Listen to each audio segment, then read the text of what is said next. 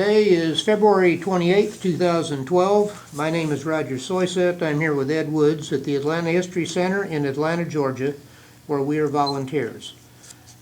Ron Helmly is with us today. He's a veteran of the Vietnam War who's agreed to share his experiences during his tours in the U.S. Army. This interview is being recorded for the Library of Congress Veterans History Project through the efforts of the Atlanta Vietnam Veterans Business Association. Mr. Helmly, would you please give us your full name and address and tell us a little bit about your beginning, date of birth, growing up? James Ronald Helmly. I was born on the 25th of September 1947 in Savannah, Georgia. I graduated from high school, Robert W. Groves High School in Garden City, Georgia, in June of 1965. As a lot of young people, while I was in high school, I was sort of searching for what I want to do, 3 years away, getting out of high school, etc. And then I found I had a choice. I could either play in the band or take high school ROTC. And since I didn't know anything about music and I was sort of enamored by things military, I signed up for high school ROTC, and it gave me a great motivation.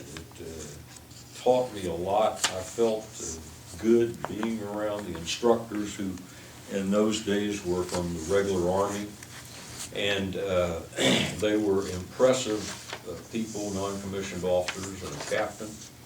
And I said, you know, I'd like to be like them. I'd like to know things, to be able to have a position of making decisions and to engage with a team. And I really liked it a lot. So when I graduated from high school, I began the application process for West Point.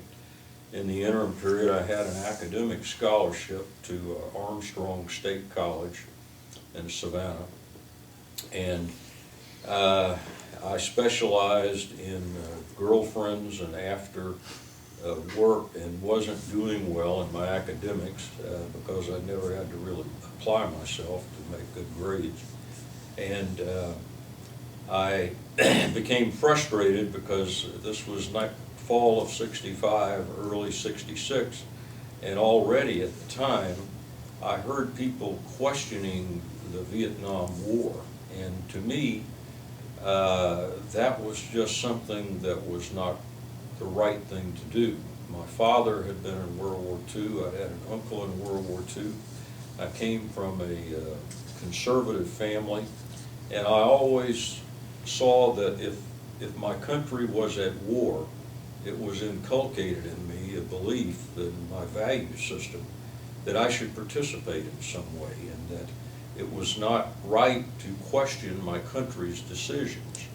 And yet here I had these professors already beginning to speak disparagingly of U.S. involvement in Vietnam, sort of in a almost preachy or teachy kind of way to their students. And at the time there were no demonstrations or anything going on yet. I got word that if I wanted to go to West Point, I'd have to wait until I think it was going to be like June of '67 before I could enter, another year away.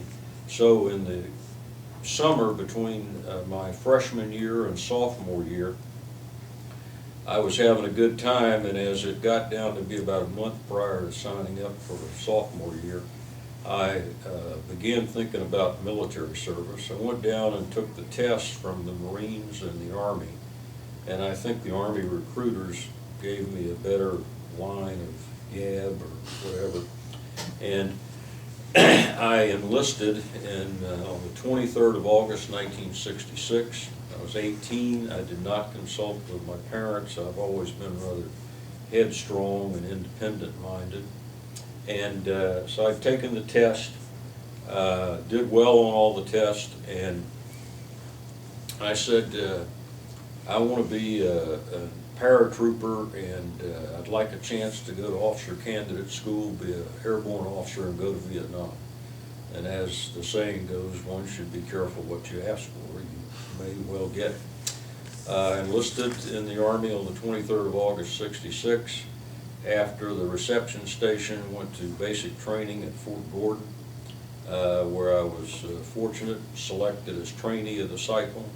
I was very motivated in basic training. We had great non-commissioned officer drill sergeants, and it was, yeah, some parts were hard, but it was enjoyable. It was fun, and I felt I was really in my element, so to speak. Went to, selected for engineer officer candidate school. So I was sent to engineer AIT at Fort Leonard Wood in late October of '66. That went okay, but because of the personnel turmoil I realize now, I didn't understand it then, I didn't come up with a seat for engineer OCS, and I had no college degree. I found out later the priority for things like engineer or ordnance, etc., went to college graduates. The also-rans, who were only high school grads, usually went to infantry. So I came down on orders about 2 or 3 times while I was a private and a holdover at Fort Leonard Wood for Vietnam. And I remember this old crusty personnel warrant telling me one day when I went up to personnel on the latest levy, if I'd heard a baseball, 3 strikes and you're out. And as he spit his tobacco in his cup, he said, "Boy, if I was you, I wouldn't go for a 4th one. I've got a slot in the infantry OCS here. If you say you'll take it, you can go. Otherwise, I'm gonna have to send you to Vietnam as an engineer private." So I wound up in infantry OCS at Fort Benning. I asked for airborne training, got it, went immediately to jump school at Fort Benning, completed OCS on the 24th of August, 1 year and 1 day after I enlisted. I was commissioned. Went to jump school and came out on orders for the 101st Airborne Division at Fort Campbell. I reported into Fort Campbell in about late September 1967. I knew at the time, though I don't think it had been officially announced, that the 101st was going to go to Vietnam. The 1st Brigade was already in Vietnam. And the division base and 2nd, 3rd Brigades were still at Fort Campbell. I joined Bravo Company of the 3rd Battalion Airborne 187th Infantry. Walked in and the adjutant took me from battalion headquarters down to the company, and I noticed when he got to the orderly room, he just sort of patted me on the butt and said, "Good luck," and turned around and went the other way. And then I found out why. The 1st sergeant sat in there. He was a bear of a man, bald-headed African-American NCO, mastered jump wings on a white t-shirt, 1st Sergeant Cecil Walls. Said, "Sit down over there, Lieutenant. I'll be with you when I get free." And he ran that orderly room like clockwork. "Come here, Jones, take a message to supply. Come here, Smith, take a message to the mess hall." And then Cecil Wall said, "Now, Lieutenant, if you will, please stand." And I'm standing there in spit-shine Corcorans, Class A's, you know, 1 row of ribbons, newly minted jump wings and all. And he came out and actually inspected me. But he did it in a way that was not insulting as an NCO to an officer. And I was immediately impressed by the guy, as I'd been impressed by about everybody I'd met in a position of authority in the Army at that point. They were knowledgeable, they knew things, they were decisive, and there wasn't any monkeying around and stuff. That was just straight to business. And I fell in love with Cecil Walls. He was a tremendous non-commissioned officer. He then sat me down, told me a little bit about the company, what was going on. An awful lot of personnel turmoil then because of the 1-year tours and the 2-year draftees, et cetera, et cetera. 101st was still an airborne unit. He introduced me to my company commander, Chuck Doley, who was a NCO combat veteran of the 1st Division, his first tour in Vietnam, had come back, gone to OCS, and it was going back for a second tour,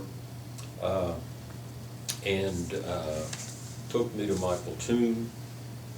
My platoon at the time had about 31 people, and it was my first understanding of the difference in policy and sort of regulation and how things really were, because to this point you'd seen all these wiring charts, and an airborne rifle platoon is 43 people, and you'll have a sergeant first class, and you'll have all this and all that, and 4 E6s, etc., and so many weapons of this type.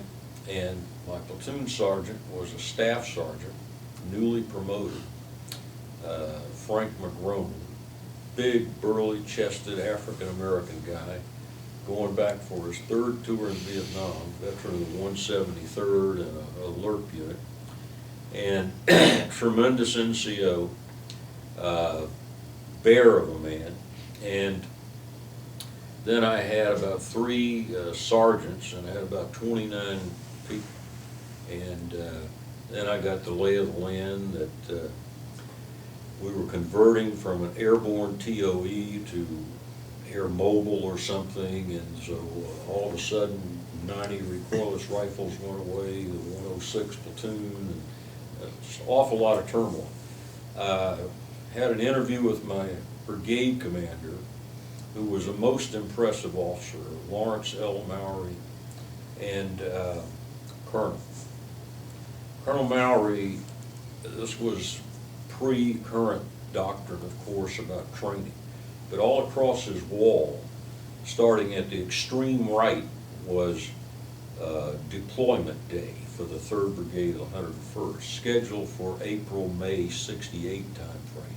And the first thing Mowry told me is, I see you looking at the wall, don't pay attention to that. Our deployment date's been moved to the left. We're now going to deploy in late February, early March of 68. But and he tracked it day by day, and it was the training of each down to rifle platoon. And I remember asking him, Colonel, you're brigade commander, I thought you commanded battalions. And he said, Lieutenant, you'll find that a brigade commander commands to battalions, but he thinks down to platoon if he knows how to fight his brigade. It really caused me to start thinking about how officers should think, that it wasn't all just about telling people to do things. You needed to understand the intricacies of command under you, and how it was organized and how it was made up. And then it also taught me an awful lot under Colonel Mowry about disciplined training, because he had tracked events on there, night ambush, daylight reconnaissance, air assaults, river crossing, stream, etc., etc. And he had squads, platoon, company, and then the training culminated at battalion. And so we went right into some pretty intense training. I mean, there wasn't a lot of time to get your bearing with a lot of talk to people, etc. It was, all right, we're hitting the ground running Monday. And it was very disciplined. And it really, when the Army came to what is today its current training doctrine in the 80s training revolution, I used to tell people, I said, you know, we've had people who understood how to train this way for a long time. This is not a new phenomenon. And I met one. His name's Lawrence L. Mowry. And so we trained at squad level, and we trained at platoon, but about every time we were out in the field at Fort Campbell, suddenly, once a week almost, you'd have an officer's call, and all the officers would assemble, and Colonel Mowry would tell you, not a lot of pep talk. He'd just say, our deployment date's been moved to the left. We're deploying in mid-January of 68. Then it was December, and finally it was November. And when he announced that we would be deploying starting in mid-November of 67, he said, now I understand we have not culminated our company level training. The intent is that after we arrive in Vietnam, we will commence company level training. And we actually did that. We deployed out of, we had about a week's leave at Fort Campbell. During that time, all the officers who were married had time to take their families home. Company level officers moved into the barracks with the troops. A couple of rooms in the barracks were set aside for the officers. And the only people, very few people's families stayed there in those days. A lot of them went home. If they lived in downtown Clarksville and owned a home, I reckon they stayed there. In fact, I know they did, because after we were in Vietnam, the Clarksville town people would send us like care packages and newspapers and stuff. But so we moved into the barracks with the troops, and until this point, I was still sort of captured by an image of airborne tabs and CIBs and rank and war and helicopters and jumping out of airplanes, and nobody had talked very much about, if you will, the reality of war from an infantryman's or combat soldier's perspective. And so I was sort of gung-ho, if you will, for war. And I realized it was wrong, but we were talking, as the officers were living in the barracks, and the captains who'd already been to Vietnam were talking. You sort of got inspired by this. Well, at Fort Campbell, there was a training center. And so here I am, jump wings, airborne patch and all that, and wearing jungle fatigues. And I remember we went over to the officers club on a Sunday afternoon, and we took the company quarter tunnel. And Captain Goldie was driving it, and one of his buddies, another captain's riding, a bunch of us lieutenants hanging all over the thing.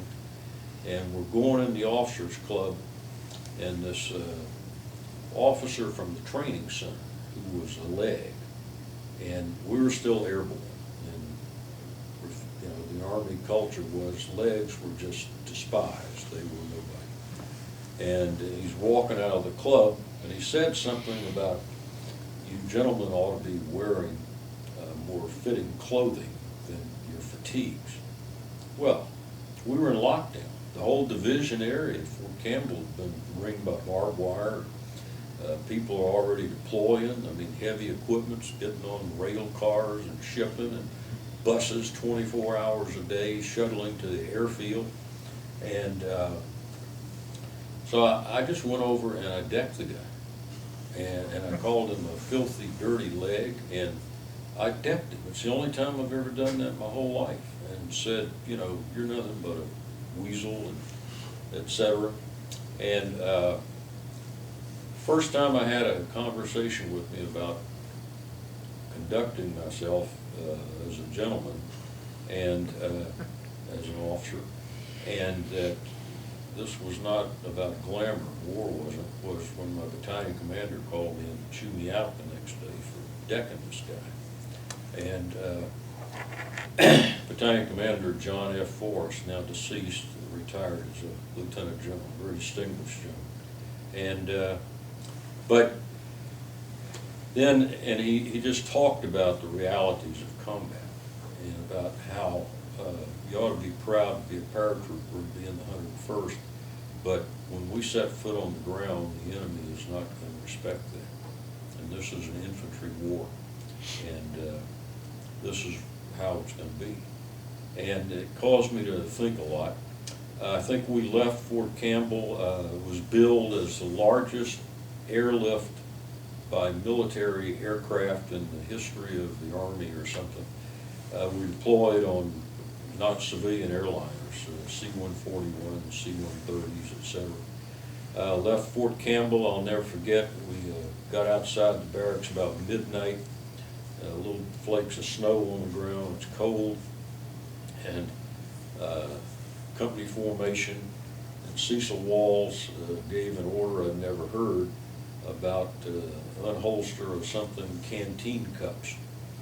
And then Captain Goldie pulled out a 1.5 liter bottle of Jack Daniels And Cecil walls went up and down, and everybody got a shot of Jack Daniels. And it was, here's to us, we're going off to war.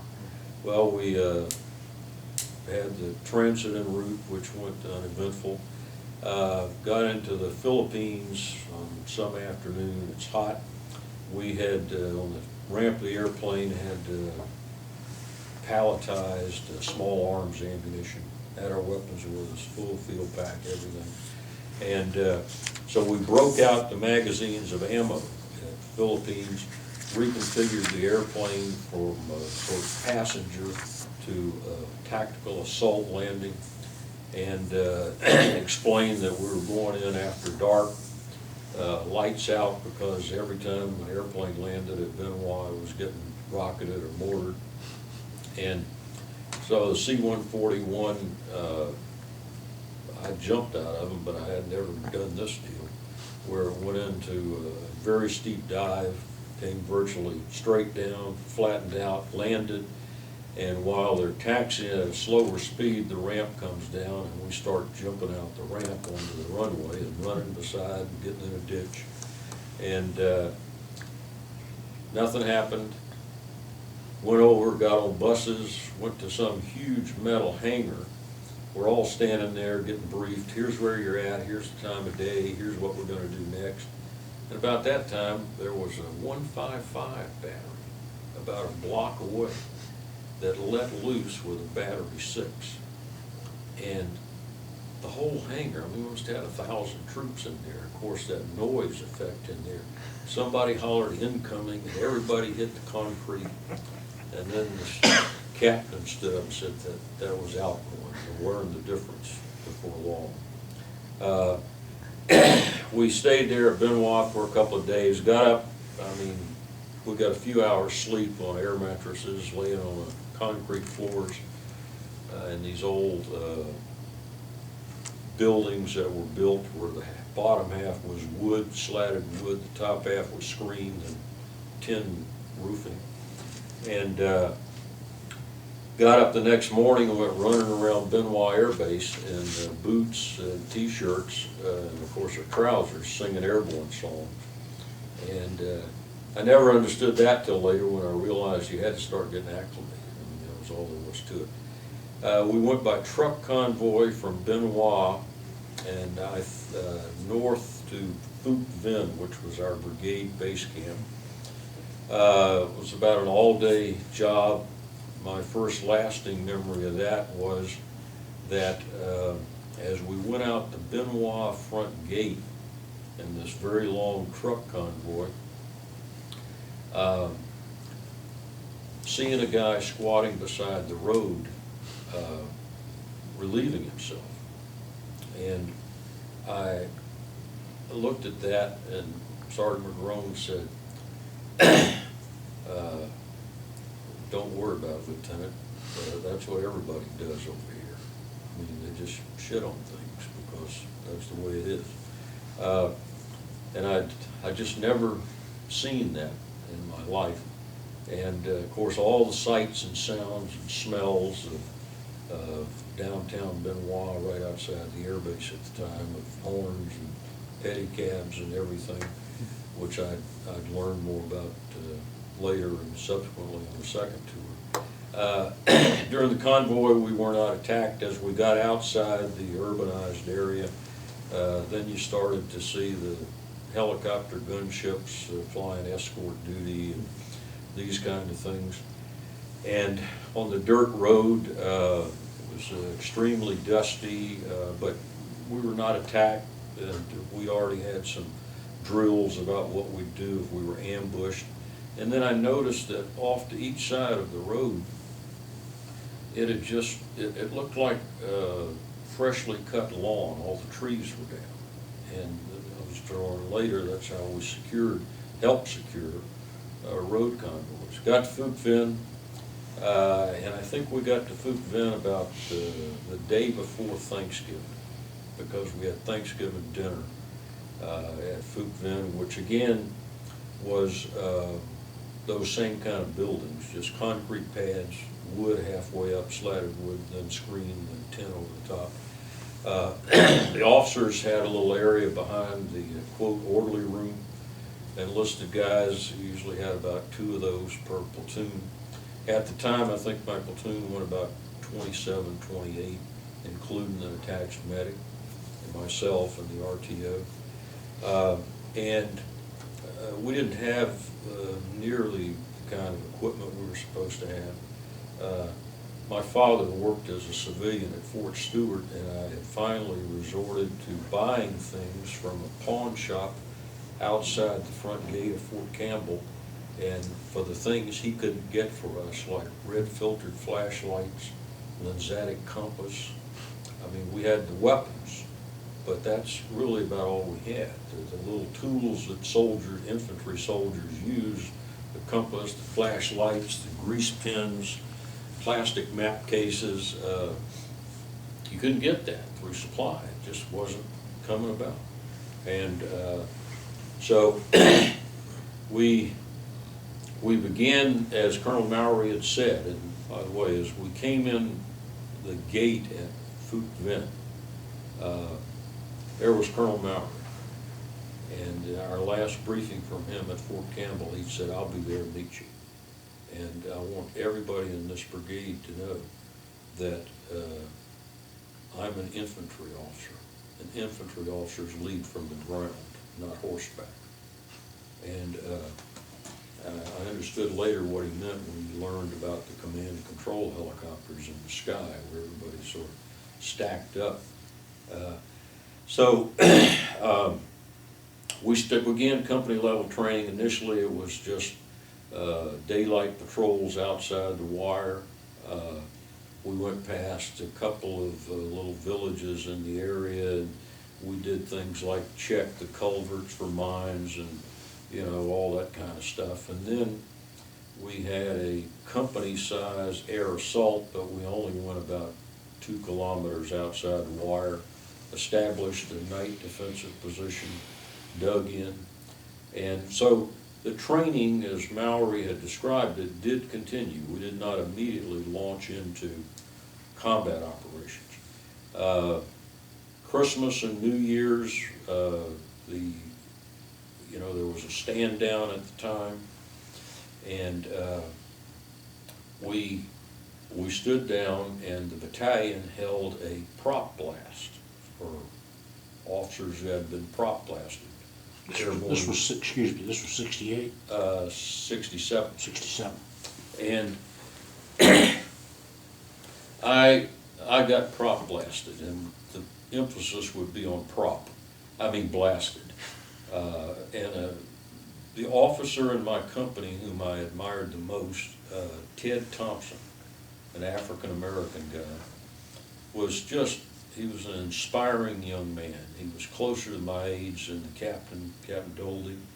He was a very dignified guy, but yet he also had that sense of muddy boots. But he wasn't boisterous. There were a couple of lieutenants in my company that were very boisterous, chest beaters and all. And Ted was not that way. And Ted and I talked. Ted was the son of a retired Army lieutenant colonel who had been as Ted told it, a Negro truck driver in the Red Ball Express in World War II. He was then commissioned as an MP officer, retired up in Massachusetts, Fort Devens. And Ted and I got really snockered, and we woke up about, 8, 9 in the morning in the drainage ditch beside the Fort Vent airstrip as a caribou landed and sprayed rocks all over us. That was New Year's Day of '68 because we got prop blasted New Year's Eve. Well, New Year's Day evening, we got back to the company and then got the order. We are out of here at 1800 tonight. We're doing an air assault right at dusk, getting back into it, and this is the real deal. We've just had, quote, training to this point. I remember getting down to the airstrip. Everybody's racked and stacked, checked. The NCOs had gone through, checked. rifles, magazines, and I remembered the feel as we walked down the trails to the airstrip of all this weight. It was, I think, the first time I'd noticed how heavy everything was. I was carrying 5 quarts of water, total 40 rounds of magazines of M16 ammo, 8 smoke grenades. I mean, and the troops were like pack horses as well. And this wasn't, you know, living stuff. This was to live or die by. And so as we got down to the airstrip, I remember I've never seen this many helicopters in my whole life. It was about 30 helicopters, I believe.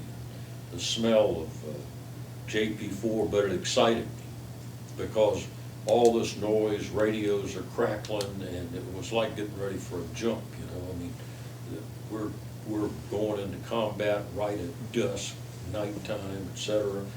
Because it's close to dusk, all the lights are on in the helicopters. The old Huey gunships are just getting up. They can hardly climb into the air.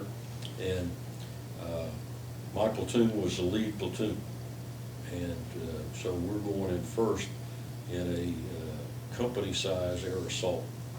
And yet, as we get up to altitude with all these helicopters and the turbulence they create, my drunken binge from the night before caught up with me. And I remember hanging on as I stood on the skids and just throwing up like crazy. And the poor door gunner in the back, I mean, it's gross, but what are you going to do? And so we hit the ground, and all of them, you could see going in because it's right at dusk, the artillery prepping, gunships firing their rockets and all that, and nothing. It's cold LZ. And we've been led to believe this is the 1st of January, '68. And we walked through an area called War Zone D for 2 weeks and without contact. And during that 2-week period, we uncovered what we were told were, quote, regimental-sized base camps with above-ground hooches and underground tunnels and some supplies left, but we have not made contact with anybody. And so our company, and the way we'd operate is usually in platoon size for 3 days, and every 3 days we'd come together as a company for a day or so and then get resupplied, and then platoons would break back out, and at night we'd do what the division called Apache ambushes, break down, and really you're supposed to have a platoon CP, but we only had 22, 23 guys in the platoon by then. So we'd break down about 2 squad-size ambushes where we could reinforce each other if necessary. We'd go into a patrol base in daytime, rest, then about 1600 or so we'd move out, stop just before dusk, check the tape on our weapons and that kind of stuff, put on black gloves, those old black glove liners for what we wore, so your hands wouldn't get stuck by sticker bushes and all, and for a white man your skin would be covered, and then move out right after dark and move into ambushes. Bright daylight, move out of the ambush site, assemble on a patrol base a kilometer or so away, and do the same thing all over. So I was beginning to think there must not be any bad guys around here, because we're finding all these places. And of course, this was January '68. We all know what happened the 1st of February '68, Tet. And I realized later, well, all the bad guys had staged there, but now they've infiltrated into the towns and cities and villages. So towards the end of that time, I think it was like the 17th or 18th of January '68, we assembled in a company, and my company commander said, we're not breaking down, here's the order, we're not going out each platoon, I'm going to keep the company here except for your platoon. I'm sending your platoon out about 5 kilometers out here, and we have intel that battalion says there's some infiltration parties of between 5 to 10 guys moving up the trail network out there. And you're supposed to move out there and ambush the trail network.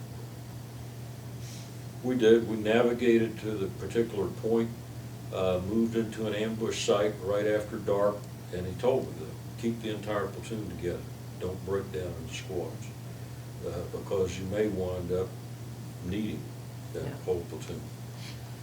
Early the next morning, about 18 January, I mean, you spent the whole night sitting there, you're sleepy, you're going back and forth, had headsets on with a mouthpiece so I could monitor, but nobody else could hear the radio. Was this a 100% alert, or how many people were up? The school solution was an ambush site, everybody's supposed to stay awake, but when you're moving it's impossible. I mean, this thing of soldiers can stay awake forever is just impossible. They're just guys. And so we purposely, at night, would have 3-man positions and 2 asleep, 1 awake. And myself, the platoon sergeant, and RTO sort of sat back to back around the tree. And like I said, we had a headset and a mouthpiece, so if you had the radio on squelch, which was a good thing to do, then nobody could hear it outside you, the headsets, and then you take it off, pass it, nudge the platoon sergeant, he'd take it.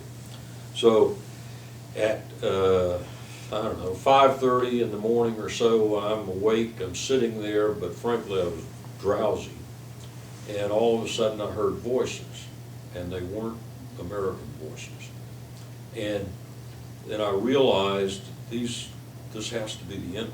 I mean, we're not in a populated area. We're a good 30 kilometers from the nearest village in War Zone D. We've been told there are bad guys all running all around this place. It's their home territory.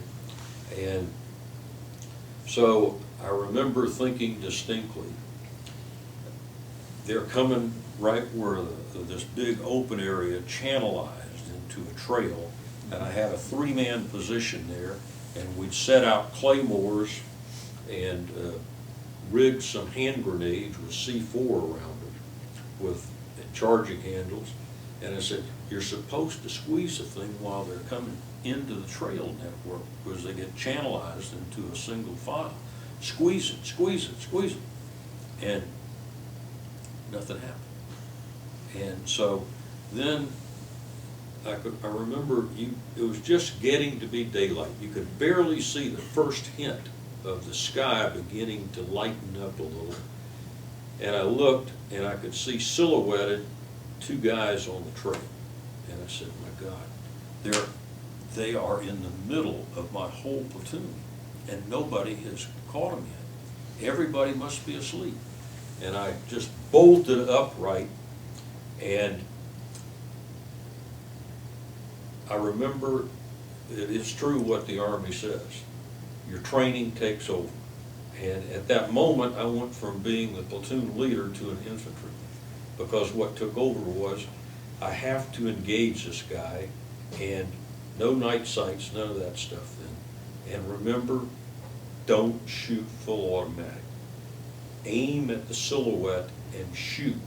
And I did that exactly as we had trained at Fort Campbell on the range, where we did night firing by, don't try to aim through the sights, but sort of point like a shotgun and aim at the silhouette and squeeze off carefully aimed single shots, not rock and roll full automatic.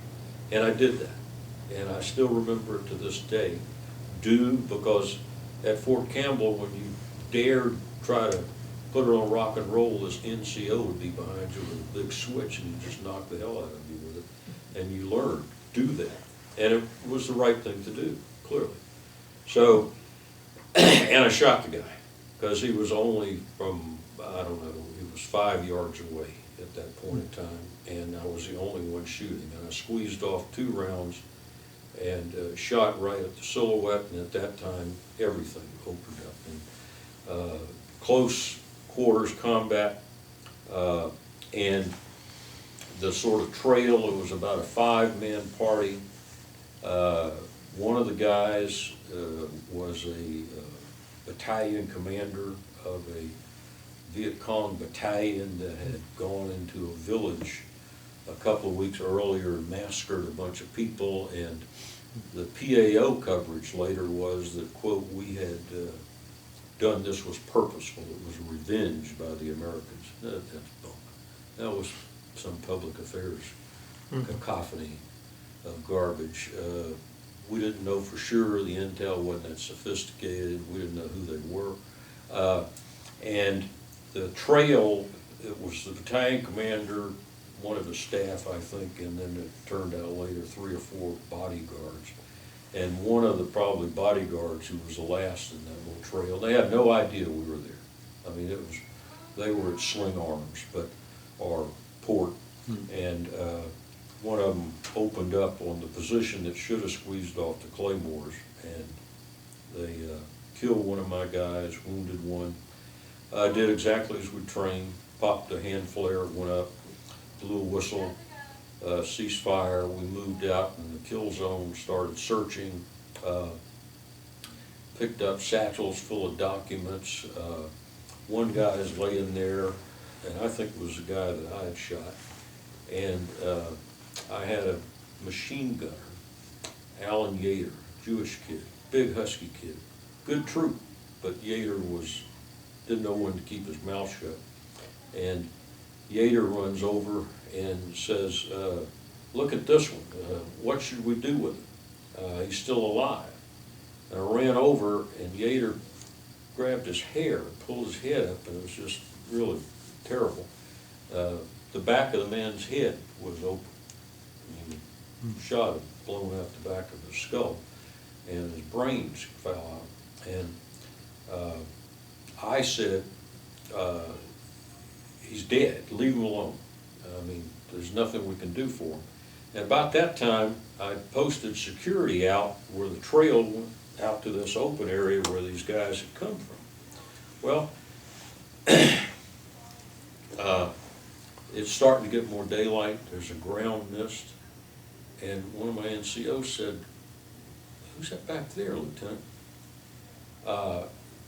It was some part of the rest of this battalion commander's battalion, and it was a lot more people than we had. And I realized later they were saying the same thing to some officer in their unit, who's that up there? And what was all the shooting about? And so we both realized at the same time that classic sort of meeting engagement, only we weren't moving then. Oh, it's the guys we're supposed to fight. So we grab our dead, our wounded, all these satchels and stuff and map cases we policed up, and started trying to get out of Dodge, if you will. And we had to get our wounded guy out. I didn't have enough guys, I didn't think, to really defend. I wasn't on a good defensive terrain. We weren't prepared to defend. And we were literally almost running, and I'm trying to get in, and then all of a sudden this very calm voice came over the radio. And it was, Bravo 3-6, this is Bold Eagle 6. I am overhead.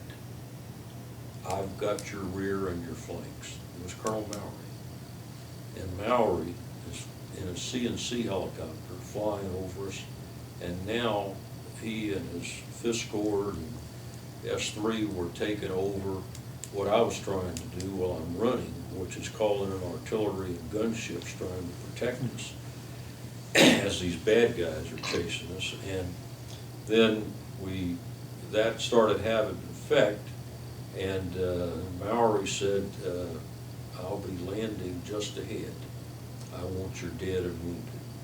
And the helicopter couldn't land, it was just a little open area with a bunch of marsh. And we waded out, holding up our wounded soldier and poncho with the dead trooper in it. And I remember looking at Mowry leaning over. And I just, again, I said, I want to be like him. I mean, it almost brings tears to my eyes today.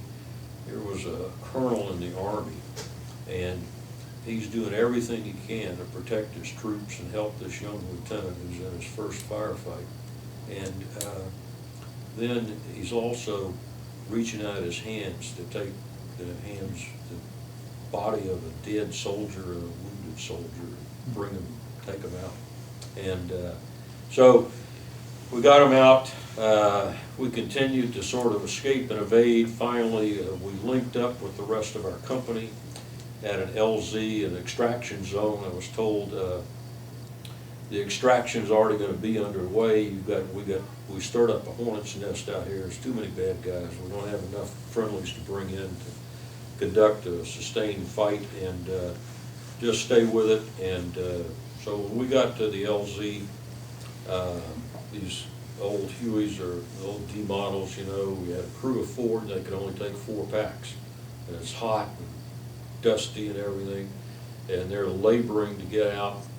And so I'd already gotten the order by radio. I'd be moving in, taking over LZ security, and then I had a lift of 3 and then 2 to get everybody out, and that was it. I couldn't leave anybody. And because by that time we had jets all around and artillery and all sorts of stuff, and I heard one of the gunships saying they were taking fire and going down because they had quad 50 shooting at them.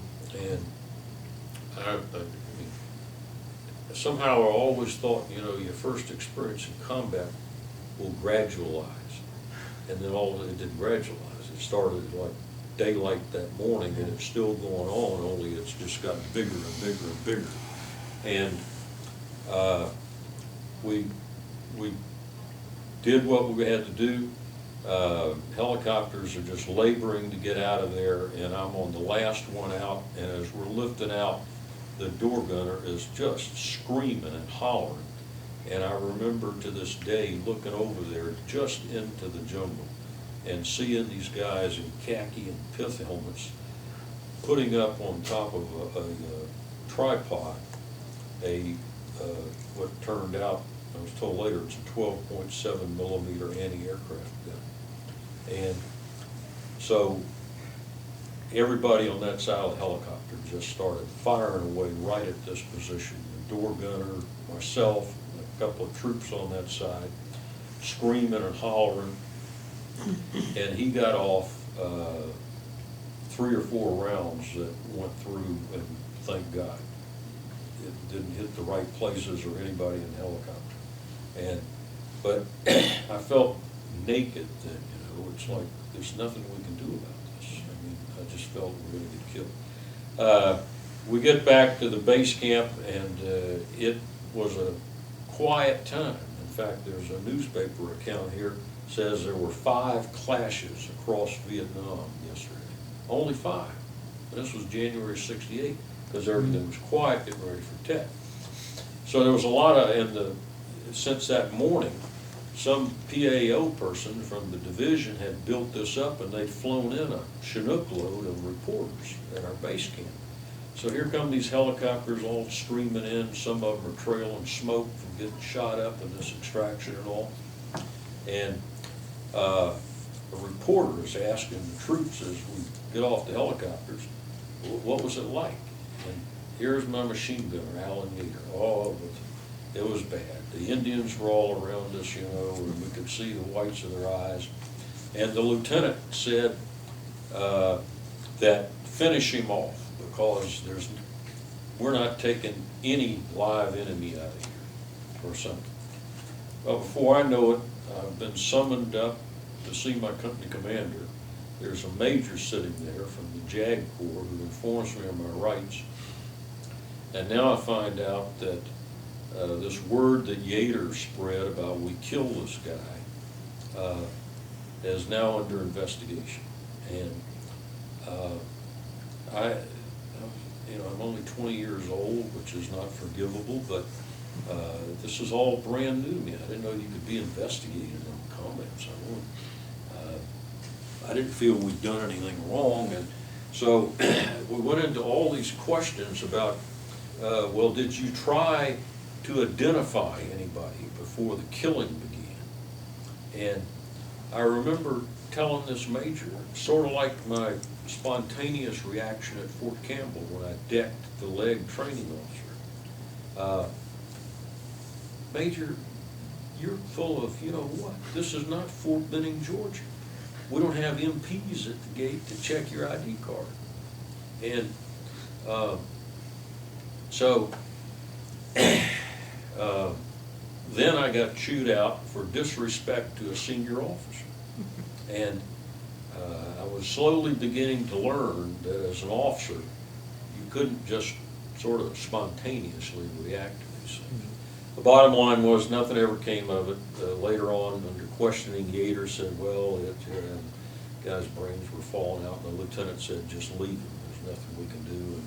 And it was pretty clear you couldn't. Shortly thereafter, we went back right out to the field a day or so later. I was out in the field, and we were on patrol when and had assembled at a fire base.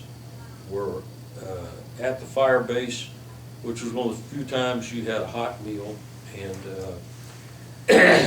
you felt a little bit of safety because you were inside barbed wire and in a bunker, and we'd gotten a cold beer. And so it was a beautiful evening, everything was quiet, we've had no intel reports, nothing. You never got intel out in the rifle company in those days, and especially as a lieutenant, maybe the company commander did. And about midnight, a runner came down, and he said all the officers have to assemble with the captain up here, boys. I did that, grabbed my map case and a weapon and everything, went up there. The company commander, there was a fire base where we had artillery, some engineers, and the battalion headquarters was dug into some old Connex containers in the ground. We went up there, and that was the first intel briefing I heard. I mean, these old Coleman lanterns are hanging around, everybody smoked in those days, it was stuffy. And the S2 gets up and he starts pointing to the map, and there's been attacks here, attacks there, attacks everywhere. And I was going, holy shit, what in the world's going on? And our mission was move outside the fire base at about 4:30 in the morning, secure a road leading into it, and the company commander said we're going to have 25 slicks, 6 gunship escorts. The 101st Division rear at Benoit has been overrun by the enemy, and we're air assaulting in to retake the division headquarters. Just about a little bit before dawn, we had out pathfinders and everybody, helicopters get in, pick us up. We hit the ground in back of division headquarters. I was the assault platoon again. I remember looking down through the chin bubble and seeing this great big concrete helipad with a 101st patch and red background, 2 white stars. Eagle 6, Division Commander's helipad. We started flaring in at about probably 50 yards up in the air, and all of a sudden the rounds start plinking. You can hear them hitting the metal. They're coming through the cockpit, and I remember the pilots screaming, "Hold on, we're going in." And we did what they call today a hard landing, and hit the ground very hard. And it was a hot LZ, and here we are in the 101st Airborne Division Headquarters rear area where the band was and all of that till they got all run out. We cleared that during the day. That was our first experience with Tet 68. Cleared that during the day, found some dead American soldiers literally slumped at desk in the division headquarters area. And then by that night, we had successfully cleared the area. We'd accomplished a follow-on mission of helping another company clear the NVA from the airstrip threshold area, because as the jets were taking off, the NVA had captured this threshold area and they were shooting up with the jets taking off, so that had to be done pretty quickly. We moved out. There was a Army helicopter battalion out on the edge of Benoit Air Base, and we moved out there, and I remember this aviation major telling the company commander and us officers, you've got to get, because he said, I can't get my helicopters to take off. Up in that water tower, they've got a quad 50, and they've shot down 2 of my helicopters trying to get out of here. So we've got all the helicopters behind their burns, but we got to be able to get them out to crank them and take them off and test them and do whatever else. And so that became a priority mission. That was our first experience with urban combat. And we maneuvered on that till about probably 8, 9 o'clock at night. Then the next morning got trucked through Benoit City, where you can see all the buildings blown apart, and I mean, just tremendous damage to this very heavily urbanized area. Went out to a prisoner of war camp between Benoit and Long Binh, and we were told we've got to defend this, along with a troop from the 11th Armored Cav and some South Vietnamese forces. It's going to be attacked tonight. They're going to try to get all the prisoners out. And it was an area that had just been clear cut all around it, so it's just wide open kill zone all around this big POW camp. We took up positions in there with these ACAVs and some old Sheridans from the 11th Armored Cav, South Vietnamese irregular infantry, light infantry forces. And the NVA did attack, and we defended it, and that was the most enemy dead I'd seen. The next morning, I think they gave us credit, this whole force, something like over 400 NVA killed. They were just, those ACAVs with the 50 calibers and the M60s on them, those Sheridans with beehive rounds, just mowed them down. I mean, it was suicidal for them to do that. First time I heard them blowing a trumpet, that kind of thing. We had all sorts of gunship support, artillery support. I think we had one of the 11th Cavs, ACAVs, which is the old 113, was hit by an RPG, and a couple of soldiers from their unit killed. We suffered no casualties. That afternoon, we got lifted out by helicopter and flown down south of Saigon to a base called Na Bay. Found out later it was a big petroleum place where tankers would come up the river and offload fuel. And at Na Bay, our company was attached to a battalion of the 9th Division, and our mission became blocking exfil routes. And suddenly we learned how the 9th Division operated, because we went out into these reeds areas and marshy areas. When the tide came up, you had to blow up a damned air mattress to get out of the water, and we would literally a couple of nights float on air mattresses tied together, and one person lashed to a tree or something to hold us still, and then ambush from that. And I mean, it was, to me, it was crazy, because you couldn't even get an M60 machine gun up, and you had to use small arms. We were fortunate. We then began to ambush canals, and the VC and NVA were using sampans to exfiltrate. They'd come down these canals like idiots with little candles in the bow. They'd be high on dope, I think, and rapping with each other. And so it was a turkey shoot. We'd rig demo ambushes. We took anything we had that would blow up. We'd run a swimmer across the canal with parachute cord, hang claymores, grenades, C4, Bangalore torpedoes, laws, and squeeze them all off, and you wipe out 5 sampans and never have to fire a shot. After that, we got lifted out of Na Bay, went back north of Benoit into an area called the Rocket Belt, and then went into more what became the norm for us in Vietnam, which was walk till you find the bad guys. There was a lot of rocketing and mortaring of Benoit Air Base going on at the time, and we just patrolled every day. We didn't do many air assaults. We stayed out there. This was into March and April. We did ambush a couple of rivers out there, which was And we had a few light contacts, nothing heavy, nothing sustained. And we would go up into the foothills of the mountainous area and then sit on the mountain for a couple of days and try to catch rocket flashes and call in gunships, that kind of thing. In about late April, we got notified we're moving up to the 2 Corps area.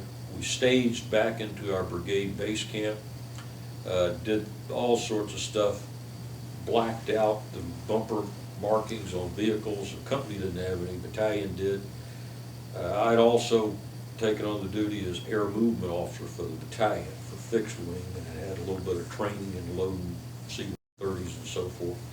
So what we were doing was our whole brigade moved up to Dak To in the 2 Corps area and was attached to the 4th Division. For what I know now from books, etc., was to try to blunt the expected spring offensive. And as we're moving into Dak To, we didn't even know where we were going. We got on the airplane. As we're coming into land and going into the steep dive, the sergeant sitting next to me said, "Well, this is Dak To Special Forces Camp. I was here my first tour." And I said, "God, it's up in the mountains." And then I realized, looking out the porthole of the airplane, it is big mountains. Not just, we've been in the lowlands before this. And the aircraft comes in. Bottom line is, we've got the whole company in, we're getting briefed. And the battalion has to do saying there's enemy armor over here and tanks moving over there. Jesus Christ. Well, at night, the ground was shaking from B-52 strikes. And I've read the histories of that period since then. And we the U.S., were successful in blunting the spring offensive. And they just ran B-52 strikes over the Laotian, northern Cambodia, southern Laos, Vietnamese border in the Dak To area, like it was going out of style. We had no contacts to speak of in my company during this period. We just, it was different kind of terrain. It was some of the most physically exhausting and demanding, climbing up and down these mountains. It was always hot, etc. And then about the 1st of June, we were told, well, it's about over, and so you're being withdrawn, and the brigade, your brigade's going to be attached to the 25th Division operating out of Kuchi. By this time, back in Tet, the 101st Division Maine and the 2nd Brigade had moved north to establish Camp Eagle up in the 1st Corps area, and had reunited with the 1st Brigade, which was already there.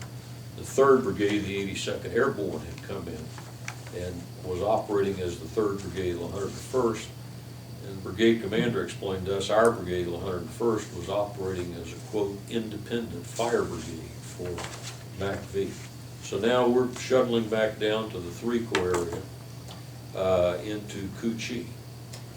We get into Kuchi in about first part of June, and I was some days for a couple of weeks at a time, I'd operate as a rifle platoon leader. But officers in those days, remember, you got tasked, line officers did, as a summary court officer or a trial or defense counsel for a, not general court-martial, but special court-martial. So all of a sudden, you get told by your company commander, Lieutenant, you got to go back to the rear for 5 days and be a defense counsel for some kid who refused orders to go to the field or whatever. And that made consistent leadership difficult at times. And then I'd get told while I was there, no, you're going to be the company XO for 5 days and get this straight. And then I'd go back to my platoon. But in this area of Kuchi, specifically, 2 areas that I remember well, Trang Bang and Trong Lam. It seemed like there was not a day that went by that we did not have contact and big contacts. We had company on company. We got ambushed, and we also had a lot of turmoil at the company commander ranks. Our first company commander had, Captain Doldy had been reassigned just before Tet, or just after Tet, I'm sorry. A really fine officer, Fred Crapo, took his place. Crapo was a Special Forces vet, and he was really an outstanding officer and leader. Crapo gets wounded. He gets evacuated. A guy named John Dowling took over as company commander. John Dowling had been the S2, but Dowling, a different leadership style. Dowling was a very fine officer, and I admired him a lot. And I felt good about him being my commander, and I felt that he knew what he was doing. But just as Dowling took us up to Dak To, brings us back to Kuchi, and as we're really getting into what I would call, where I remember telling my platoon sergeant, this must be like World War II was like. I mean, these were 12, 16, 24-hour fights going on with lots of casualties and lots of heavy weapons and supporting fires, and it was almost daily. And frankly, it was at that point in time where, on a personal basis, I made peace and said, I think I'm going to die. Ted Thompson had gotten wounded by then, seriously, been evacuated all the way to Japan. We had this turmoil at the company commander ranks. Another lieutenant had been reassigned as to an advisory group, and I had gotten so scared that I realized it was going to affect my ability to be an officer, and so I just said, I'm going to get hit bad. It's going to happen. Nothing I can do about it. And we were suffering lots of casualties, and it was bag 'em and tag 'em. I mean, and it was at that point where I began to reflect on, this is what this business of the Army's all about. It ain't about parades and ribbons and fancy uniforms. This is really tough duty, and I began to feel we had this big flurry of news in March of '68 about the peace talks beginning, and we'd been told when we deployed, the 101st is going over to finish the war, airborne troops on the ground, the NVA will fade from the battlefield, and nothing could be farther from the truth. Our heaviest combat had not been in Tet. It was now beginning in June of '68 in this area. And I also said, man, if this is the 25th Leg Division, I ain't making fun of legs anymore. We were in a lot of operations with 1st Division, 25th Infantry Division, 11th Armored Cav Regiments, and these were some excellent units with tough soldiers and great soldiers and leaders. And right after about June, Captain Dowling called me up and he said, I'm not going to be your commander anymore. And I kept asking why. I mean, you've only been here for a couple of months, and everybody just beginning to know you. And he said, well, and I found out the division commander had, his junior aide had been promoted to captain. The division commander was an officer, Olinto M. Barsanti. Barsanti, I think the records will show, survived as a division commander only about 6 or 7 months in Vietnam, and then he was relieved by General Westmoreland and sent back to the States, and he retired as a 2-star, which was unusual. Barsanti was a wild man. There were stories about him. I had encountered one personally. I was given a Valorous Award. Barsanti flew over a road clearing operation we were on, and here we are spread over 5 kilometers of road, 3-man positions, spaced over 3 or 4 kilometers for a single platoon, and he wants every position to pop smoke. Well, not every position had a radio. We only had 2 radios in the platoon. So the platoon sergeant and I, and it was just, you know, do whatever you can do to get, so we're running up and down the road, literally, with hand cord behind us, hollering, screaming, but the damn positions are 500 meters off the road, back where they should be, in the woods. And hollering, screaming, and pop smoke. He flies over in a CNC helicopter, he doesn't see all these magic plumes of green and red smoke coming up, or yellow, whatever. And so he lands in the middle out there, screaming and hollering. His aide realizes that hands him the decoration I was supposed to get at some point in time. I didn't know it till then. And the battalion commander and company commander come roaring up in a quarter ton. And the brigade commander lands his CNC helicopter. Now we have two CNC Hueys sitting there, a quarter ton. We got all these people running all around, and we've only got about myself, the platoon sergeant, and RTO and a medic, who are the closest things to real infantrymen around. And we're securing the road for a reason. And we got all these 5,000-gallon tankers now that are stopped because they landed in the road. The only clear place to land. The tankers are stacking up. The drivers don't know what's going on. They're blowing their horns, screaming and hollering. Let's get moving. We're sitting ducks out here. And Barsanti has his whole line from the brigade, battalion, company commander, platoon leader, and he's just chewing her ass out. He pins the award on me and then starts screaming and hollering about, by God, when I fly over, I want. And I remember, I don't want to be this kind of leader.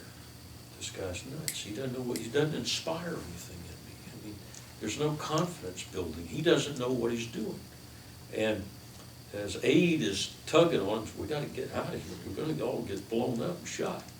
So he screamed and hollered at us, cussed at us and everything about proper security of the road. By God, I want to see all the positions.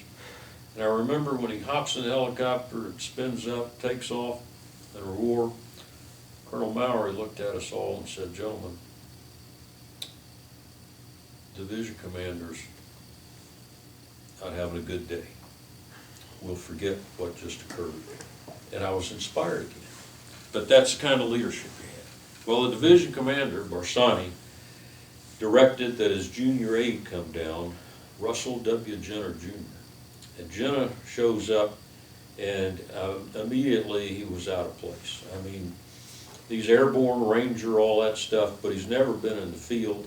All of his equipment is brand spanking new. His boots are spit shined, his jungle fatigues are starched, and he immediately starts into, we do things by the book here, and I want to see a little more spit and polish, and we're going to issue 5-paragraph field orders, and this and that. And I remember telling him, maybe you don't realize, he said, I don't think we ever get any intelligence down here.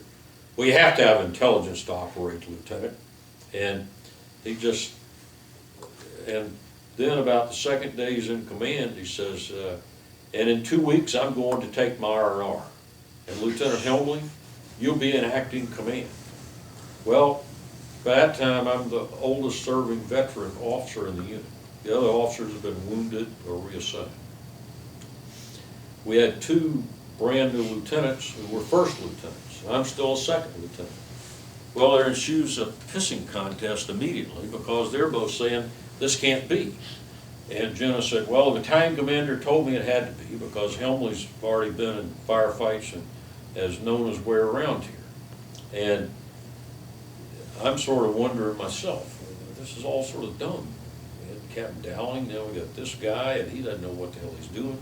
So Jenna tells me, you're going to travel with the company CP to get the hang of running the company as we're moving.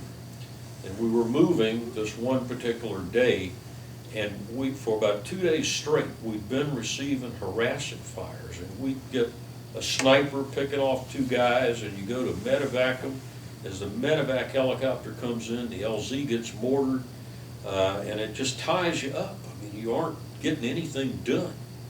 And so Jenna's just, he's like Barsani. No wonder he was Barsani's aide. He was just hollering at us and screaming, God damn, when I tell battalion we're going to be at this point on the map, and I remember saying, sir, that's just a point on the map.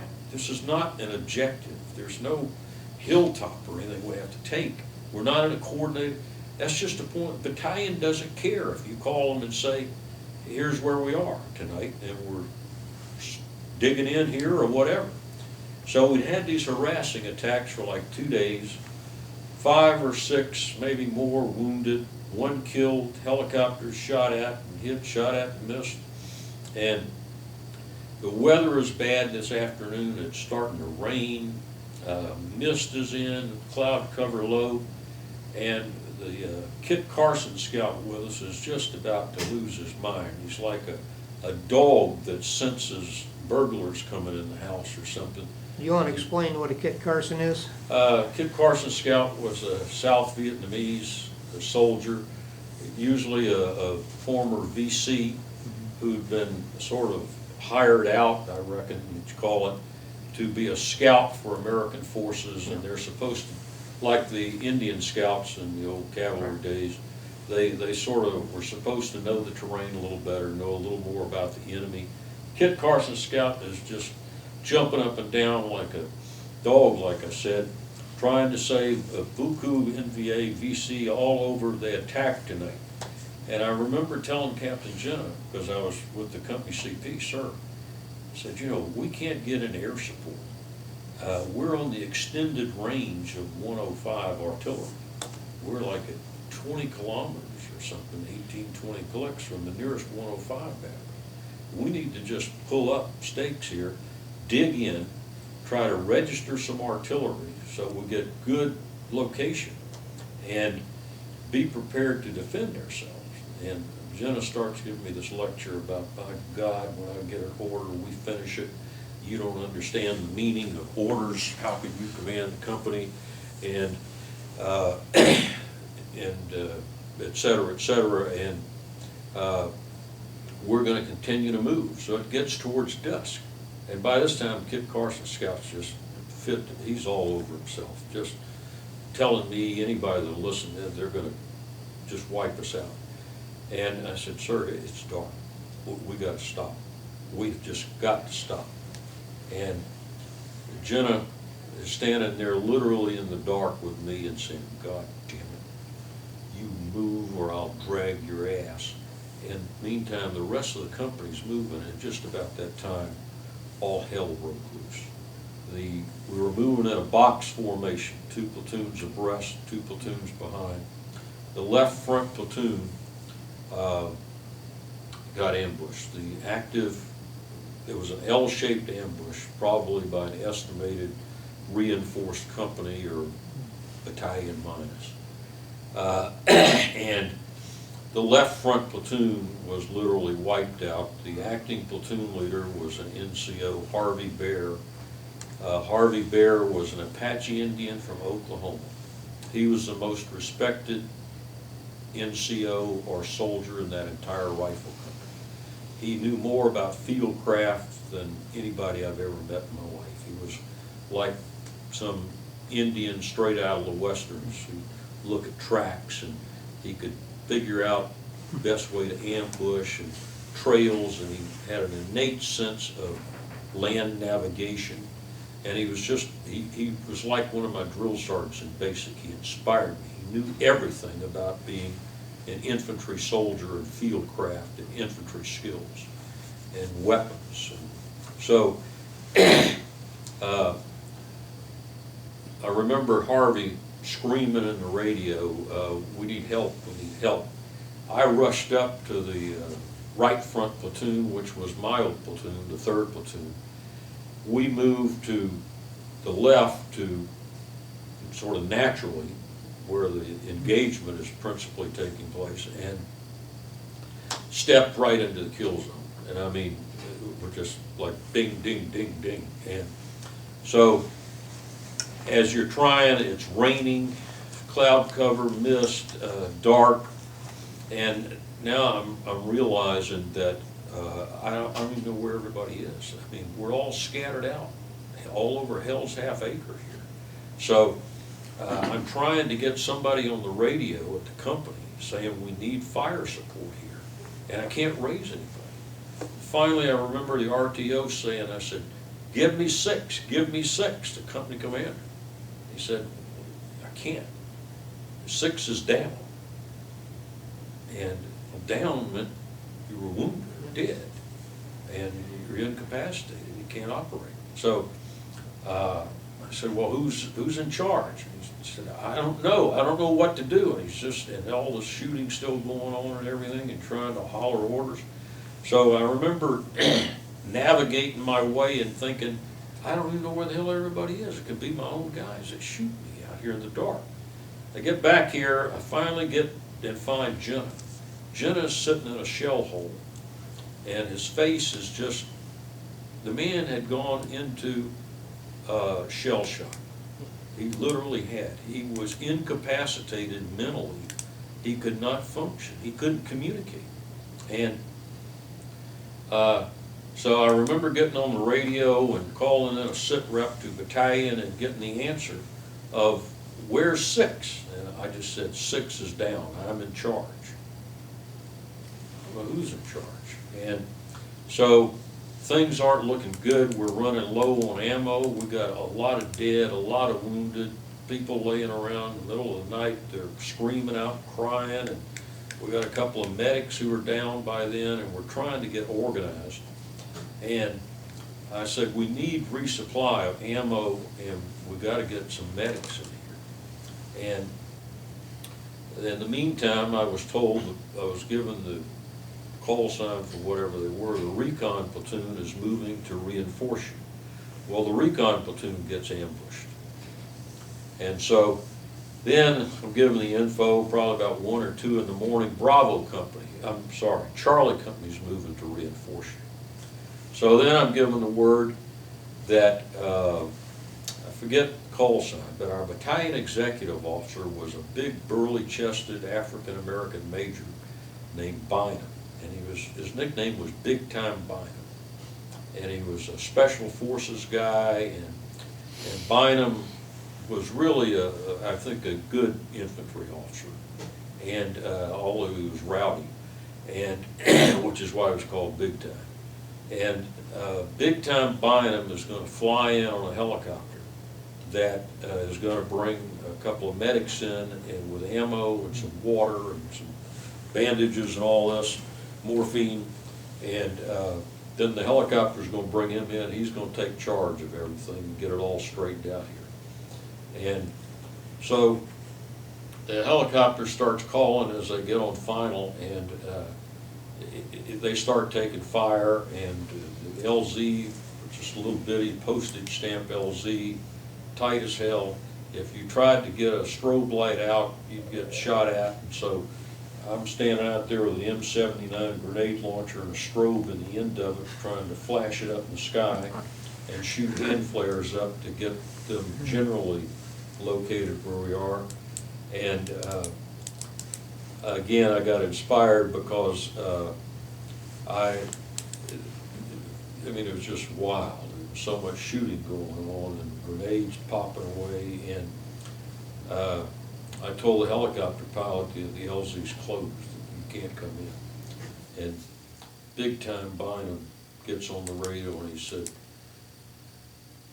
with me and I'll fly the goddamn helicopter. This helicopter's landing, Lieutenant, in the clear.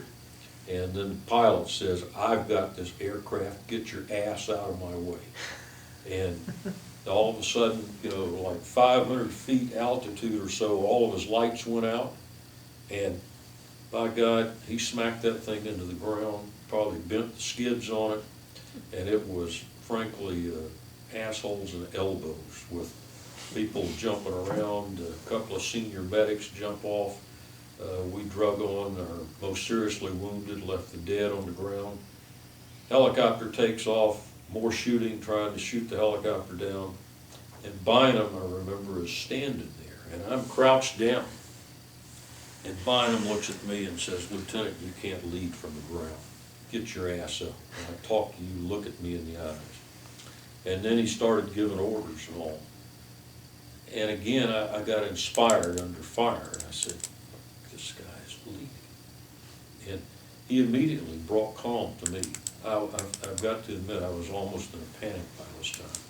I just didn't know what to do. It was so disorganized, and we were under so much fire. He told me, your first mission is I want all your wounded brought in from the kill zone. And I remember telling him, we don't have enough, I don't have any M60 ammo. And he said, reached over and took a bayonet out and said, you got a bayonet. You're an infantry soldier. Fix bayonets. And we did. We fixed bayonets. And it's just like sort of, not like some John Wayne movie, but it really did. It brought a sense of aggressiveness to the troops. I got about 20 around me and said, just screamed, fixed bayonets. We're going to drag in our wounded. And we're going to have more guys here with us soon. And that's what Bynum did. And he, recon platoon didn't get there till noon the next day. Charlie Company didn't get there till about daylight. We'd have been overrun, I believe, had Bynum not come in and organized this ambush. We lost about 25, 30 guys that night. The next day, as we're policing the battlefield, I found the body of Harvey Bear, and I remember breaking down and crying. It just hurt me so bad. He was such a fine man. Jenna was relieved, and I took acting command for about 2 or 3 weeks. I remember the battalion commander telling me, I don't have time to send anybody to the rear. You got 50 good guys left here. Do what you can. We got brought in and refit. Got a new company commander in, Robert L. Friedrich. Bob Friedrich was a great infantry commander, kept us in command. We fought on through September of '68. As we're coming out, going to Ku Chi, we were getting trucked out because the helicopters got diverted somewhere. And we're supposed to get flown out the next day, and we're going all the way north to Camp Eagle to rejoin the 101st. And as we're on this truck convoy, we can see the lights of Ku Chi Base Camp up in the distance. And you think we're safe, because again, this train bang trunk lap area was just hell on earth as far as I'm concerned. And we got ambushed, and we lost like 15 guys. Hit 2 trucks, due snaps with B-40 rockets. And I just remember thinking that they just won't leave us alone. I mean, we can't even get out of here. So we recovered from that, got in, flew to Camp Eagle, way up in I-Corps. As soon as we get to the ground on Camp Eagle, the S1 adjutant had a little thing for officers there, and it said, if you want to take a 30-day extension, we're trying to break up the D-Rows of the 82nd Airborne, then we will reassign you to the 82nd, and you can stay 30 days in country. And I said, man, I don't want any more of these mountains. I had enough of those back in May. So I took that. Got on the C-130 the next day, flew south, joined the 3rd Brigade of the 82nd, went to the 2nd of the 505th Airborne Infantry Battalion, was told you're going to take over a recon section, and no sooner did I get there than they said, well, you're short. This was in October of '68, and I said, well, I'm extended for 30 days. Oh, we got too many lieutenants, so you're going to be the assistant adjutant. So I went back to a fire base and was the assistant adjutant for about 80 days or so. And then I went into the 30, thinking I was be here till the end of December, 30-day extension. And then I got orders to leave about the end of November, when I was supposed to leave anyway. And left, came back to the States, went to Fort Benning, Georgia in '69, took over as a company commander of a student company there. A friend of mine and I had said that we would both, I should add one thing going back to this train bang trunk lap area. This officer, Tet Thompson, was a fine man, just a really good man. He'd been wounded in March '68 and evacuated. all the way to Japan. And I think he's back in the States because the ticket home was being evacuated out of country. And all of a sudden, in about first part of August or so, we had gotten flown into a fire support base outside Trangbang, and where we were staging for another air assault. And I saw Ted Thompson. And I said, Ted, what the hell are you doing here? And I said, man, I thought you were in the States. He said, it's just, you know. But I fought and fought, and I finally got back here, and he said, you won't believe. They just want to keep you in the rear. And he said, I finally got to the 101st, then I got to the brigade, now I'm back in the battalion. He said, now I'm fighting with the battalion commander to get another platoon. And I said, Ted, man, this place is bad down here. I mean, we're getting people killed every day. Why are you here? And Ted just looked at me, not preachy, and he said, because of them. My guys need me. He said, Ron, they're my guys. Don't you know that? And I felt sort of ashamed. And he took over a platoon, and about 3 or 4 weeks later, we're on Eagle flights where you'd have like 5 or 6 rifle platoons and 5 slick helicopters landing here, and then you'd search an area, and meantime another one's popping in over here, and we're doing that, really looking, I understand it today, trying to find the enemy, because we didn't know where they were. And my platoon was supposed to go into an LZ, and I forget the LZ name. We had names for them on each operation. But while I'm airborne en route to this LZ, I got a fragmentation order diverting me to reinforce another platoon that thought they were making contact. We get inserted there, but in the same frag order, I heard on the radio, battalion diverting Ted's platoon, Charlie 26. You take LZ whatever it was.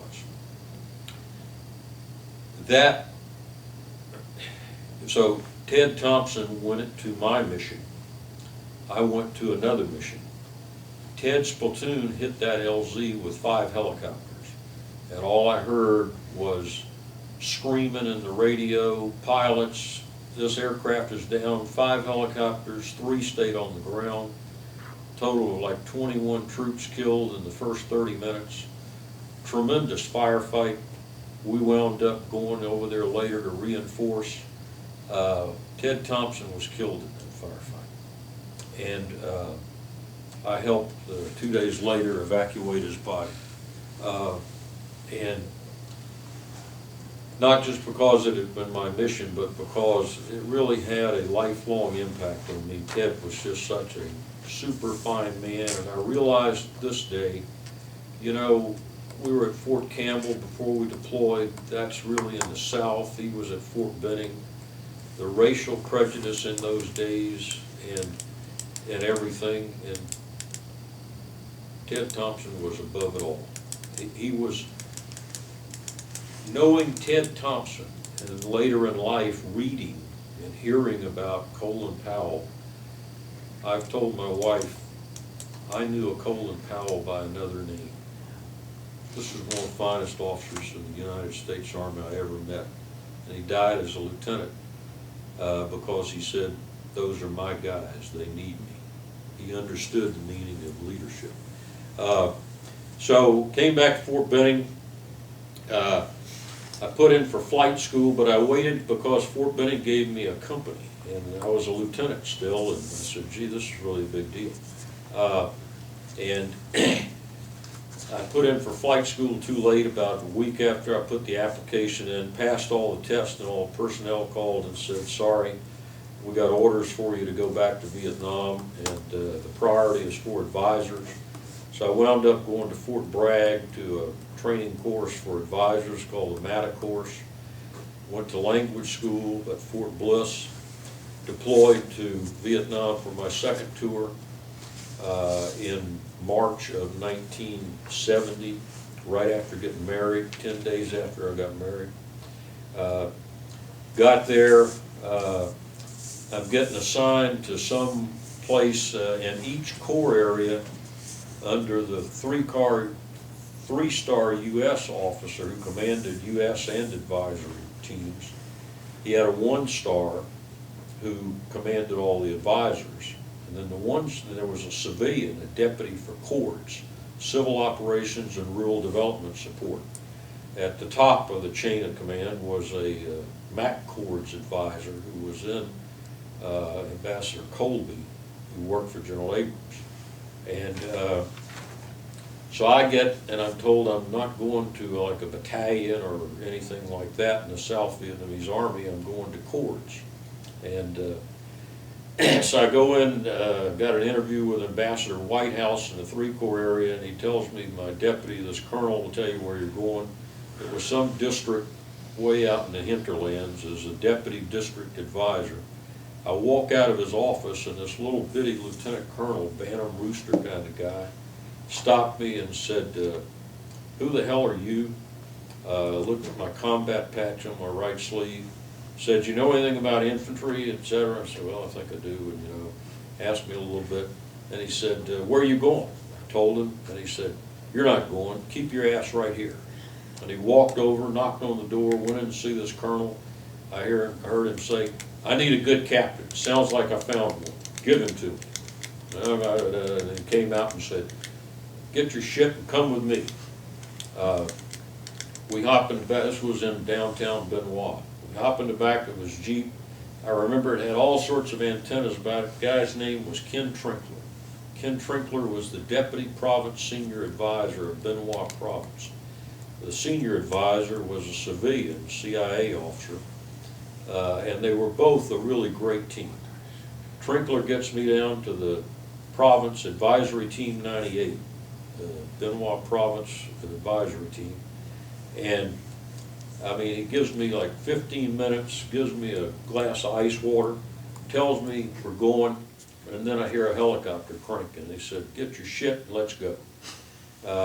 We went out, got on the CNC helicopter, flies out to Cong Tan District of Benoit Province, and just before dark, he drops me off this little Latin guy. He was a Cuban guy who had been in the Bay of Pigs and captured. And then after the Bay of Pigs, when the U.S. got some of these guys out of prison, they gave some of them commissions in the U.S. Army. And he was a really fine officer, by the way, but a fiery temper, oh my God. And, well, he's supposed to leave. He's a major. District advisor's job is a major. And then Trinkler says, this guy's going to be your deputy for the next 3 weeks, and then when you leave, he's going to take over. First thing he tells me is it's getting dark, the bunkers are over there, here's your hooch where you're going to sleep, and don't worry about anything because we haven't been hit in the year I've been here. About 30 minutes later, I'm sitting in the team house drinking a cold beer, trying to figure out everybody's name, and we just got to live in Helmly house. And Major Hernandez said, God damn it, Helmly, you're bad luck. You know, we haven't had combat around here. So then, but instead of staying there, 3 or 4 weeks later, Colonel Trinkler flies out and says, I'm moving you over to this other district. So I wound up spending my tour as the district senior advisor of Xi'an District, Benoit Province. Xi'an is probably 25, 30 kilometers northwest of Saigon. It was a partially urbanized area with a lot of urban sprawl from Saigon.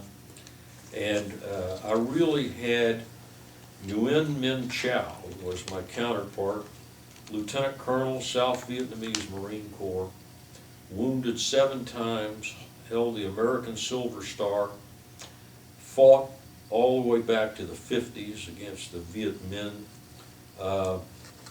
and was just an exceptional officer. And it was not a case of me advising him, it was a case of trying to assist him. And I want to make clear, our company had operated in this general area my first tour.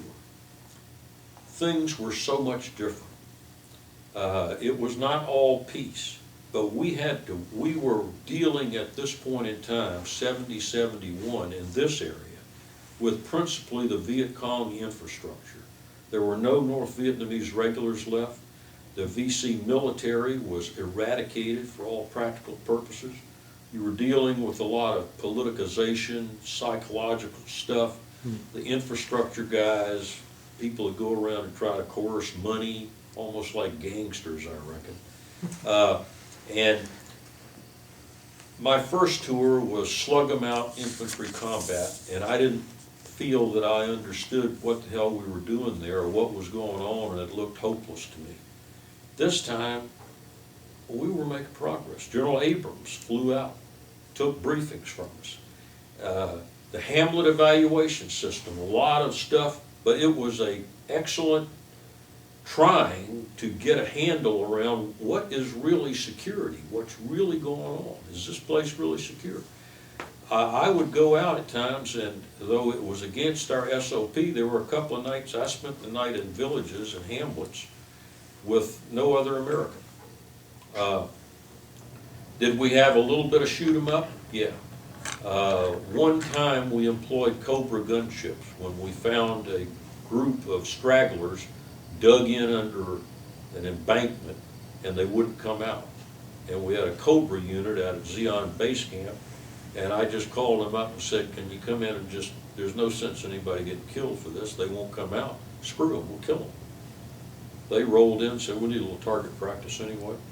Wasn't a high threat environment. They rolled in, fired some rockets, blew up the embankment, killed about 11 bad guys. But we were making progress, and I thought this is the way we're supposed to do things. I mean, we had a good American team. At Province, you had civilians in this team that you could call on for, like engineers, public works, health, civilians, agriculture people who knew crop stuff and animal husbandry. And so you could get them out for 3 or 4 days and they'd help you set up an animal husbandry program for farmers, all this. And we had resources, and I had money. And if I needed more money, I went to Colonel Trinkler and Mr. Nunn and said, I need more money for this project or that one. Had to justify it, had to account for it. But I said, I love this stuff. Small team, 9 or 10 NCOs, American units were starting to have disciplinary problems in.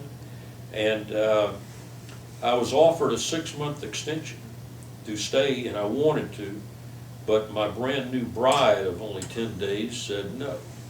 And now to this day, when people say the United States of America can't do this kind of thing, I tell them you don't understand. No, we would never have conquered, but remember, South Vietnam fell to conventional forces after we had cut off all aid. And we were getting this right in the early 70s. But then, by the time I left, there was so much pressure on reduction that I was told there's going to be a 4-week gap. We're cutting your team in half, and then a civilian's going to replace you. And I remember telling Mr. Nunn, I said, you know, this is just wrong. It's not, we're just now starting to make progress here. We've got a good district chief, and the rest, as they say, is history. I came back to the States, went to Ranger School, advanced course, went to Panama, and I remember, you followed the news, you knew what was occurring, but I remember the night I was driving from my battalion in Panama to my quarters, and it's pouring down rain, the rainy season, and Armed Forces Network announced that day, April of '75, that Vietnam has fallen. And I remember stopping my car and I just started crying, and I just kept crying and crying. And after, I don't know, 15, 20 minutes or so, I remember somebody beating on the window asking if I was all right. It's still pouring down rain.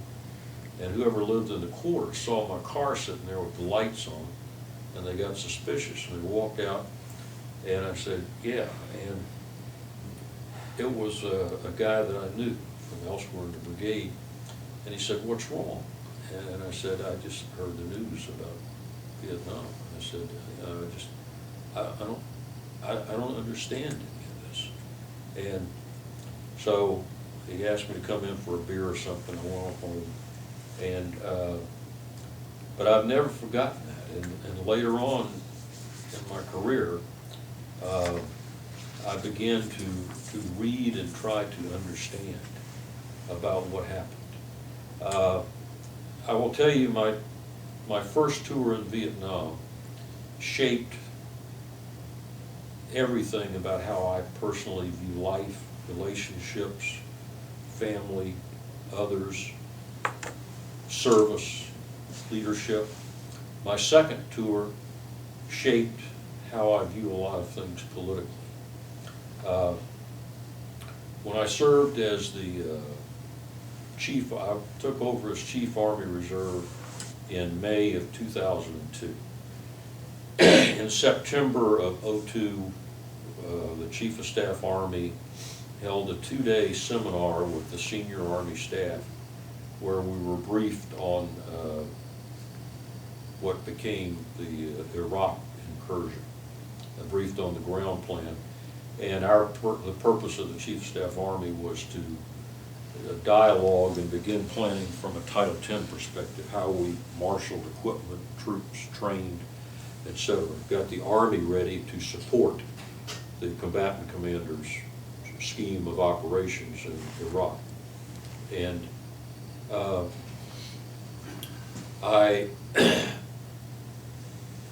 from 9/11, I had initially felt that this time we're going to get it right. The President's talking to the American people. He's telling them it's going to be really tough, you know, this global war on terror. And I said, we're going to get it right this time. I was just beginning in September of 2002 a 4-year tenure as the Chief of the Army Reserve.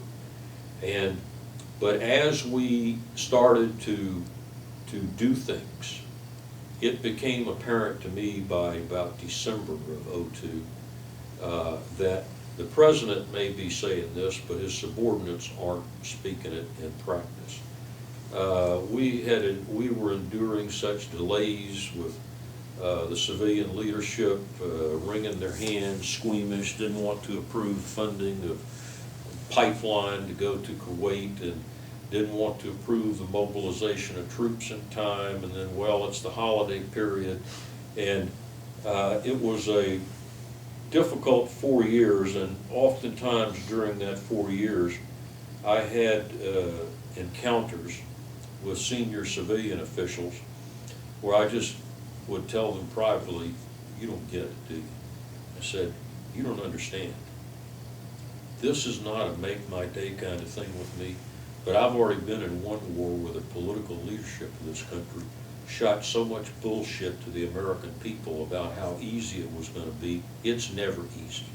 And so if you think that you're going to twist my arms and get me to go along and think the way you do, I'm not that stupid. And I think generally I would sort of conclude with this observation without being political.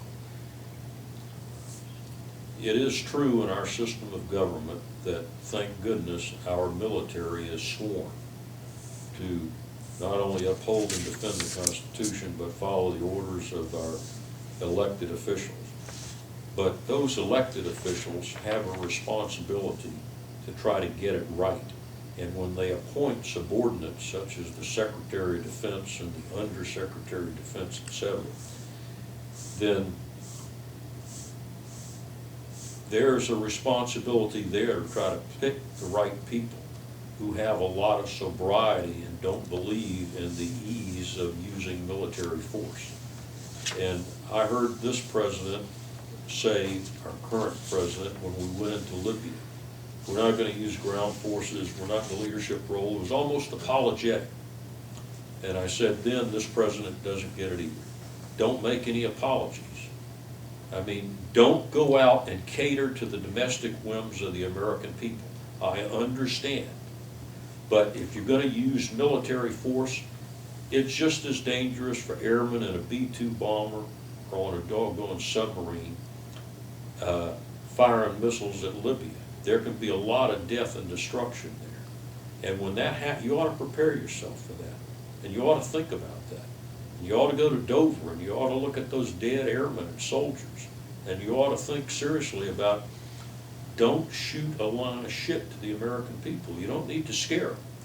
But this stuff of telling them like we did in Vietnam, you know, et cetera, and light at the end of the tunnel, and it's a cakewalk, and like we did in Iraq, and that's just BS.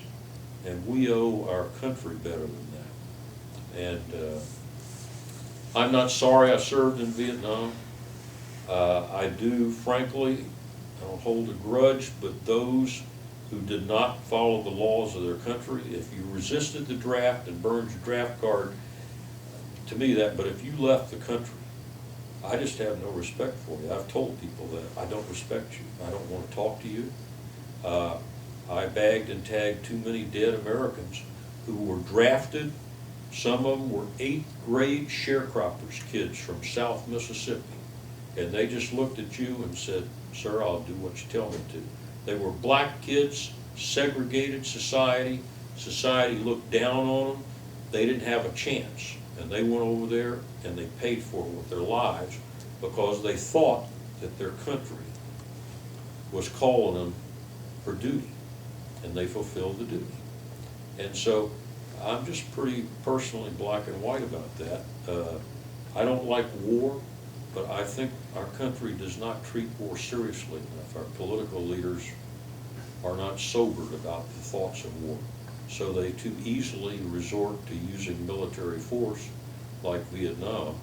And we don't think about the consequences. I've gone to the wall with others. I've cried there. I've thought long and hard about Ted Thompson. But for me, shaped my whole life. I decided to do whatever I could. I stayed in the Army Reserve, stayed working for the Army. I've never done anything else. I loved it. I felt it from a sense of duty. I'm proud of my service there, but most of all, I'm proud of just having associated with the great Americans I was able to meet and serve with, and in some cases, be called their leader. And so when I was the Chief Army Reserve, I'd go to funerals of some of our fallen soldiers, and I mean, I had a difficult time with some of it. I wept openly, and I tried to go to out-of-the-way places. We had a couple of lieutenant colonels killed, and they were great soldiers, but I made sure I went to a private funeral. Then I asked a couple of times. It wasn't expected of a 3-star, but I said, I want to go to Dover and be the general officer who meets.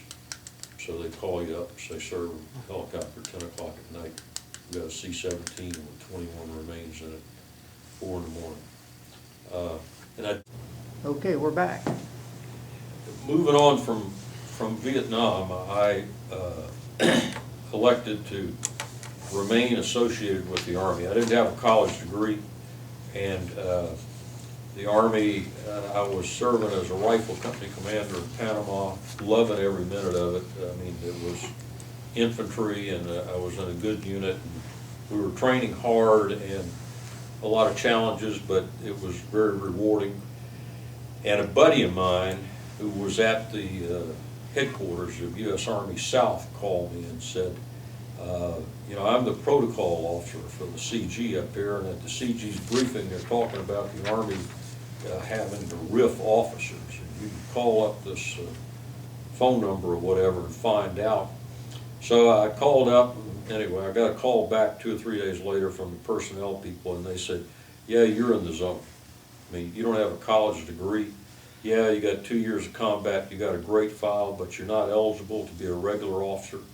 Reserve commissioned officers going first, and so you're not on this list, but we can't guarantee that you won't be on a subsequent list." So I went to see my battalion commander, told him what I'd been told. He talked to the brigade commander. I'd already been told by the brigade commander at the time that he'd called me, a brigade commander had called me up and said, "Look, I really think you're an exceptional officer, and I just want to tell you there were some things that had occurred that had obviously impressed Colonel Hanson. When I went into the brigade, this was the beginning days of VOLAR. The brigade was just screwed up. I mean, we were having racial problems, drugs, all sorts of problems. And I said, well, I don't know how to deal with this. I mean, so we had these really crazy policies of you had to let the troops configure the barracks the way they wanted, and that was quote Volar. You couldn't get them up before 7:30 in the morning, and Panama, it's hot and everything. And I said, well, screw this noise. I know how to run a rifle company. So I said, we're rolling out of the rack at 5:30 in the morning. We do PT in the dark. And then we come back and we get showered and shaved, and I'm the one who configures the barracks, because I'm the commander. And all these painted light bulbs you have with psychedelic colors, they're gone. The different paint on the walls is gone. And we had standby inspections, and we had a couple of alerts, and they had crazy things like, well, we have alert 1, 2, 3, and if it's 3 alpha, then you don't carry full water cans. And I said, that's too confusing for an infantry company. And I got my guys and said, when this company rolls out, by God, the only thing we lack is ball ammunition, because we're not authorized to keep it in the barracks. But everything else, because we had APCs, and you had these crazy things, well, we don't want the civilians to see us with 50 caliber machine guns. So I was, from day one in the Army, I realized, and frankly it lasted me all the way through 3-star general, I've always pushed against the grain. That's been me. I didn't disobey orders, but I'd quietly go about my business and say, I challenge things. And so later on in my career, it got to be difficult because civilian senior people don't like that. They like to twist your arm and say, you got to be a team player. And I mean, I didn't go out in the newspapers and challenge civilian authority, but I'd challenge them in the boardroom. And I didn't challenge their authority, but I challenged their thoughts. And I challenged the direction. And I tried to do that in a professional way. But I realized, you know, when I'm a 3-star general, I said, well, damn, I've always been this way. I used to get chewed out by captains as a lieutenant for, you know, well, why don't we try it this way? So, but brigade commander, we changed brigade commanders, and it was night and day. The old brigade commander had all these insane rules in effect about Volar, and the new brigade commander was 110% infantry leader. And he saw a lot of things he didn't like in that brigade, but when he came to my company, I mean, so he called me up and he said, what the hell's been going on around here? And I said, well, sir, you know, it's caused me to sort of be a pariah. I mean, I've had my ass chewed 2 or 3 times here. He said, well, you're not getting it chewed anymore. And he said, in fact, I'm going to send the other company commanders in this brigade by to see your company and how you run the motor pool and how you do alerts and how you do PT and your SOPs and all, and tell them to start getting their act in gear. So Colonel Dyson, my battalion commander, took me up to see Colonel Anson, brigade commander. Anson came back in a few days, said, I talked to the CG. You've got a great file, but he said, the Army's just having to slash the living hell out of it. And so I don't know what you want to do. And you may, we can't get you a regular commission now, so what do you want to do? So I said, well, I'll go now. So I did all the paperwork, left active duty, and just before I left active duty, I got called up and said, well, what are you going to do? So I'm going back to the States and go back to school on GI Bill. Well, why don't you stay down here and go to work for the Army? So, and then you go to night school, and you'll have a steady job. So I did that. The first day on the job, I went to work for Logistics Support Command. Commander was Herb Smith, big infantry officer turned logistician. Herb Smith calls me in and says, look, I need some new civilians around here, but I need them who really are soldiers at heart. So you're not going to the job you were hired for, you're going to this other job. I said, sounds like the Army. Must be the Army. Then he said, get yourself down to personnel and get a reserve ID card. You got too much experience, too valuable to just go away and just don't ever do anything. And so I went into the Army Reserve. Came back to the States on civilian orders and went knocking around looking for a reserve home. And about every place I went, it was like a good old boys country club. Well, we don't know you. you didn't go to Tet, did you? And I looked, and and these guys aren't wearing right sleeve combat patches or anything, and I said, well, what the hell is all this? I mean, so I finally found a slot, and it was only sort of by luck. I went over to the 87th Maneuver Area Command in Birmingham, and the regular Army advisor and I had served together at Fort Benning. And he's now a lieutenant colonel, and he's the regular Army advisor to the deputy CG. He goes in and tells the CG, you got to bring this guy on. So all the colonels said, we don't have a place for you, we don't know you, you're not one of us, you don't belong to our clubs, etc. And the CG, deputy CG said, put this captain in a billet. And they put me over there, putting little exercise plans together, working for a lieutenant. So I did that for just a couple of weeks, and then we're on an exercise, and a question was asked or something, and everybody's, well, I'm trying to figure out what the CG wants to hear. I answered his question. And so then the colonel chews my head. He said, you're not the planner for this exercise. That's not the way I run things in the shop. Well, then I got sideways between the CG's impressed with me, the DCG's impressed with me, but the colonel I work for can't stand me. So I started shopping around, found a reserve unit here in Atlanta, and when I was asked why I was resigning, I said, because I don't like to associate with Indians. And General, you asked me, and I said, nothing's ever going to get better until a leader really, and you're willing to make hard decisions and tell subordinates that you want good people, because it's obvious the Army Reserve doesn't value those good people. I then lucked on to several things in the 81st Army Reserve Command. Went on, commanded a battalion, a group, got selected for the Army War College, and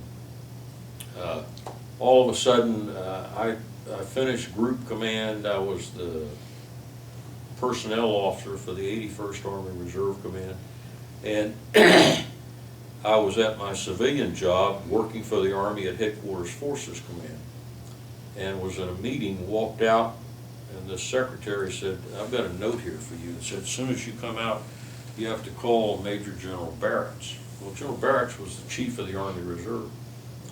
And I said, well, my God, what talk to me about? This was in about May of '95.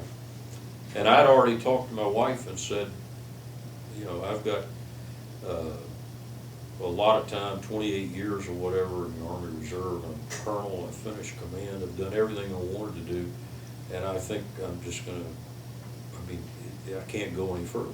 It's all over. And so we were both very comfortable with that. And I'd have weekends off and wouldn't have to go off for 3 or 4 weeks at a time and nothing anymore. And wouldn't have to work extra time at nights or at home or whatever. So I was looking forward to that. And Barrett said, look, I'm authorized to tell you 1300 this afternoon the Army's going to announce you've been selected for BG. And you're going to be the Deputy Chief Army Reserve. And he said, well, why so quiet? I said, well, it hasn't gone through the personnel system yet, but I said, General, I'm out of here the end of this month. And he said, well, Colonel, maybe you didn't understand. And it was that way, matter-of-fact sort of tone I like. Yeah, get this straight. He said, this isn't going to look good that we select you for general, and then you're retiring. And I said, I suppose you're right. I shouldn't have ever said I'd stay if selected. So, bottom line was I went and served 4 years in the Pentagon as a Deputy Chief Army Reserve, and learned an awful lot. Came out of that, I was ready to retire then, asked to command a joint task force up at Fort Dix where we resettled refugees from Kosovo. Did that. Then I went to work for the, as a civilian. I reverted to civilian status, went to the office of the Assistant Secretary of the Army for Manpower and Reserve Affairs. And I was only in there, I was enjoying that for just a month or so.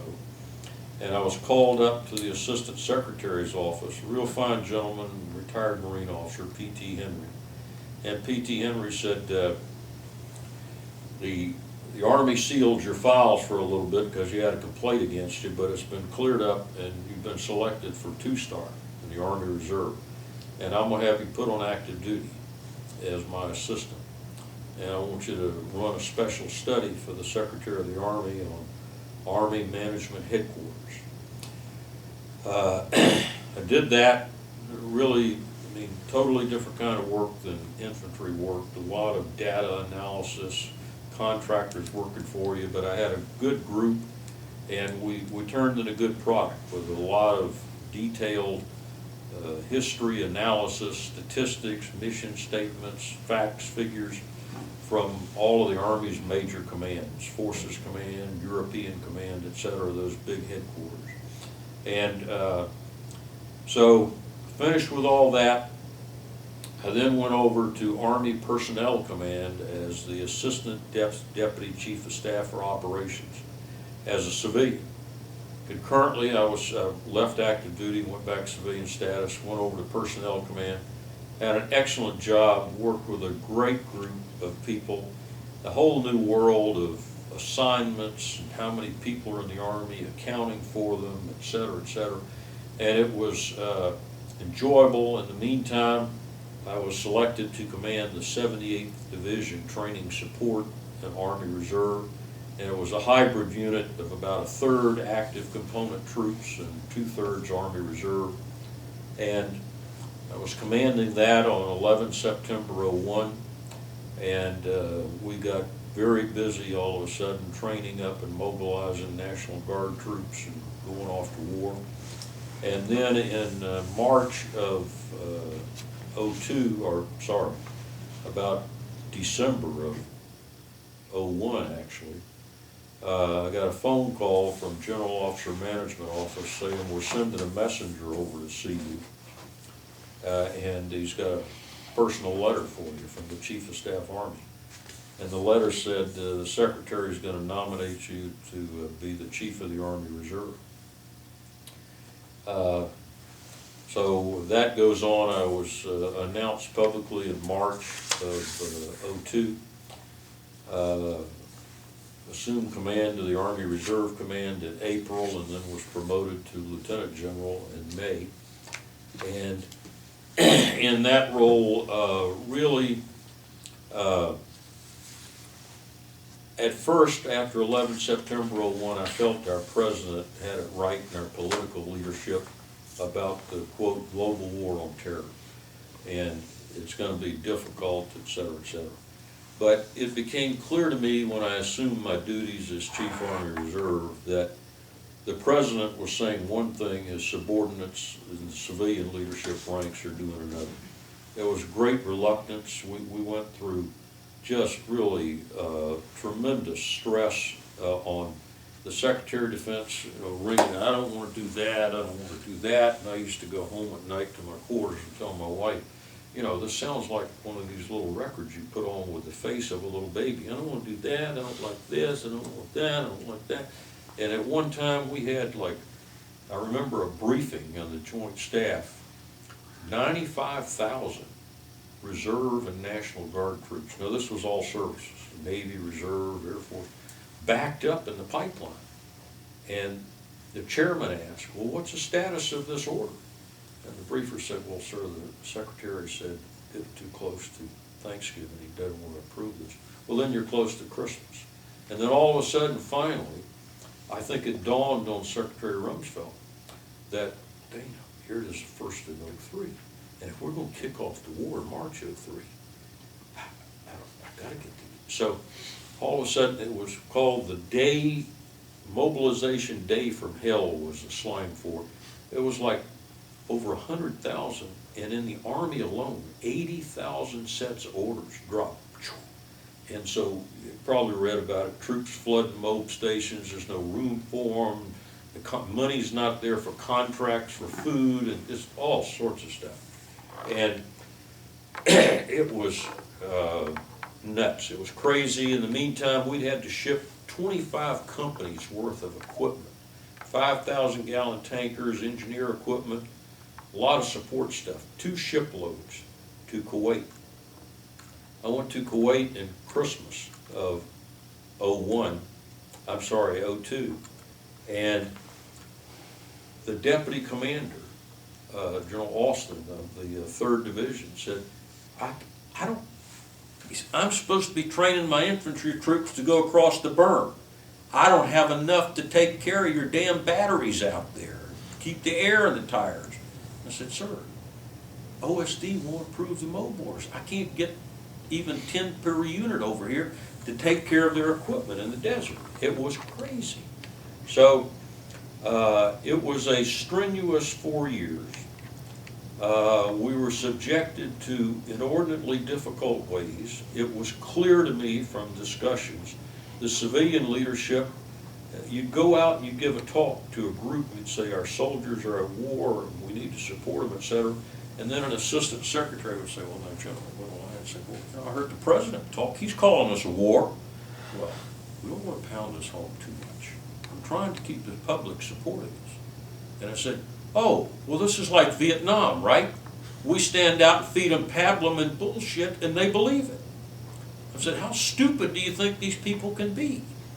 That's why I think you had a policy at the Pentagon that they wouldn't let the news people cover the planes coming back with body bags in Dover. We didn't want the reality to be broadcast, and frankly, I read a magazine article during that time, and I wish I could find it again, because now that I'm retired, I'd use it, where reportedly there was a discussion between the Vice President and the Secretary of Defense, in which the discussion ensued with the Vice President saying, remember, the thing that lost Vietnam for us was the press. We're not going to have that happen this time around. Now, some historian probably has that hidden away someplace, but I remember distinctly reading that attribution to the 2 of those people in a magazine article. So, Did you Google? no, I haven't Googled it, but I probably will after this interview. I think Googling it will probably tell you about where it was. So, I began to have discussions with the FORSCOM commander, because the FORSCOM commander by this point in time is asking of us some difficult questions, like we've now gotten into a rhythm of providing the troops for Afghanistan and Iraq, but what happens if Korea pops? I mean, we had we didn't have any, it was starting to be like Vietnam with the inherent unreadiness that comes from immense personnel turbulence. And fashioning, cobbling together units to make a whole unit to get them out the door to Iraq just in time. And so General McNeil was asking very pregnant questions, which was his duty. If something happens in another part of the world and we have to generate ground combat power, I mean, the readiness reports you're showing me we're just really got problems here. So I started telling him, and about sometime, I think it was in the summer of '04, it's some of the policies out of the Pentagon. I mean, we just can't deal with some of it. They're just driving us insane. We can't do things the way we've planned to do them in terms of generating forces to go to Iraq and Afghanistan, because we're breaking everybody else to do it. So and the Chief of Staff Army understood this. He's fighting the problem in Washington. And civilian leadership was just, I don't want to hear it. I don't want to talk about it. And so I talked to General McNeil about writing a memorandum, and I said, let me, instead of all this loose verbal talk, and I've always been taught that sometimes our mouths become incoherent as we talk verbally, let me fashion all this together on paper. So I went through several drafts, and finally in about December, I called him and said, I've got this memorandum about right. I'm going to send it to you over the Christmas holidays. And he said, okay, get it to me and I'll read it and then we'll talk about what I do with it. So it was a memorandum through the Force Com Commander for the Chief of Staff Army. And it said readiness, and I concentrated. I said, I can't get out on a limb and start talking about the Air Force got problems and that's not. I'm going to talk about the Army Reserve and what these policies are doing to harm our readiness. And so I talked about, here's our mission by law, here's what we're supposed to do, and here are some dysfunctional policies. And closure 2 is what I recommend we do to correct this with a broad one-page cover letter. I remember signing it distinctly. It was I was going to hop a plane that night back to Washington. It's 4 days before Christmas. I was out here at Fort McPherson at the USARC headquarters and I signed it. But it's my own fault. I did not classify it and I didn't mark it sensitive eyes only. I signed the original, put it in a sealed envelope, told the executive officer, get this down to Force Com headquarters. General McNeil was on leave. He'd see it after the first of the year when he got back. And I said, well, the SOP in the headquarters was anything the CG signs, unless it's marked restricted or he tells us, then we share it with the senior staff. That was a policy of mine. I wanted the senior staff to know what I was doing. Well, Colonel so-and-so gets it, thinks it's interesting, sends it to another colonel he knows. 6 or 7 down the line, you know how emails and electronic stuff goes these days. A colonel out in the field had a brother-in-law who worked for the Baltimore Sun newspaper. I'm sitting in the Pentagon on like the 3rd of January, and I get told Tom Bowman from the Baltimore Sun's on the phone. Well, I'd interviewed with Tom Bowman a year earlier. I remembered the name. He was a gentleman. And so I said, did he talk to the people? No, he wants to talk to you. Got something to tell you. Tom Bowman told me, I got this letter here. And I said, how do I know it's genuine? He started reading it. I said, oh, shit. The letter hadn't even come from General McNeil to the Army yet. And Bowman says, we're going to publish it, front page of the Baltimore Sun tomorrow. So I went up to see the Vice Chief of Staff Army. Of course, General Cody's response was, after some expletives, well, why the hell have it? It's addressed to the chief. Why hadn't he seen it? I said, sir, it's through General McNeil. It's dated 23 December, for God's sake. Well, how do they get a copy of it? I said, I don't know yet, but he says he's going to publish it tomorrow. So by that night, I've been to see the chief, answered all the same questions again, went to see the secretary. The secretary was flabbergasted, accused me of being a disloyal bastard, how come you can't tell us this first and we're going to read about it in the paper? The next morning, I had an audience with the Assistant Secretary of Defense who went through all that, and I finally said, who accused me of doing it purposefully. And I said, look, I suppose on the equivalency chart, Mr. Secretary, you're at like a 4 or 5-star rank, so I can't tell you how I should respond it, but I can tell you factually it's bullshit. I'm a soldier in the United States Army, not a political appointee, and we don't do that of any rank. And you insult me by doing it. So it was tortuous. With finally, the thing ended after a lot of, did you know that the Secretary of Defense said fire you, etc., counseling session with the Secretary of the Army, and I didn't say make my day, but I said, I'm a soldier, and if you and the Secretary don't want me here, then I don't need to be here. And if I've lost your confidence, so we will just announce that I'm retiring for personal reasons, and nobody will ever know. And frankly, I said, my wife won't even know. I won't even confide in her. and you'll have my letter of resignation tomorrow morning. God damn it, if that's what we wanted, I tell you. He screamed and hollered and puffed and puffed.